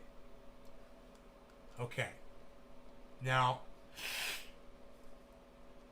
this is the head right here. This is the head. Okay? And over here is the left shoulder. Over here is the right shoulder. If you take this line, you go like this, you know, both of these shoulders should basically match up. And I thought that the peaks needed to match, but they don't. Because look, you've got a shoulder and a shoulder. And even though the top of this one is going through the middle of the first one, we still had that massive drop. So remember this pattern, guys. This head and shoulders was an indicator that it was going to go down, and I didn't see that because this shoulder didn't peak up any higher, and it didn't need to. Actually, it did not need to peak up higher, is what I'm saying. It was already on its way down, and that was part of the reason why I didn't see it form, because it hadn't formed yet. It was like as soon as it hit that, the whole thing just dropped out. Crazy, man. But now you know what to look for. A head and shoulders does not have to be as well defined, you know, as I originally thought. So big drop in the crypto right there.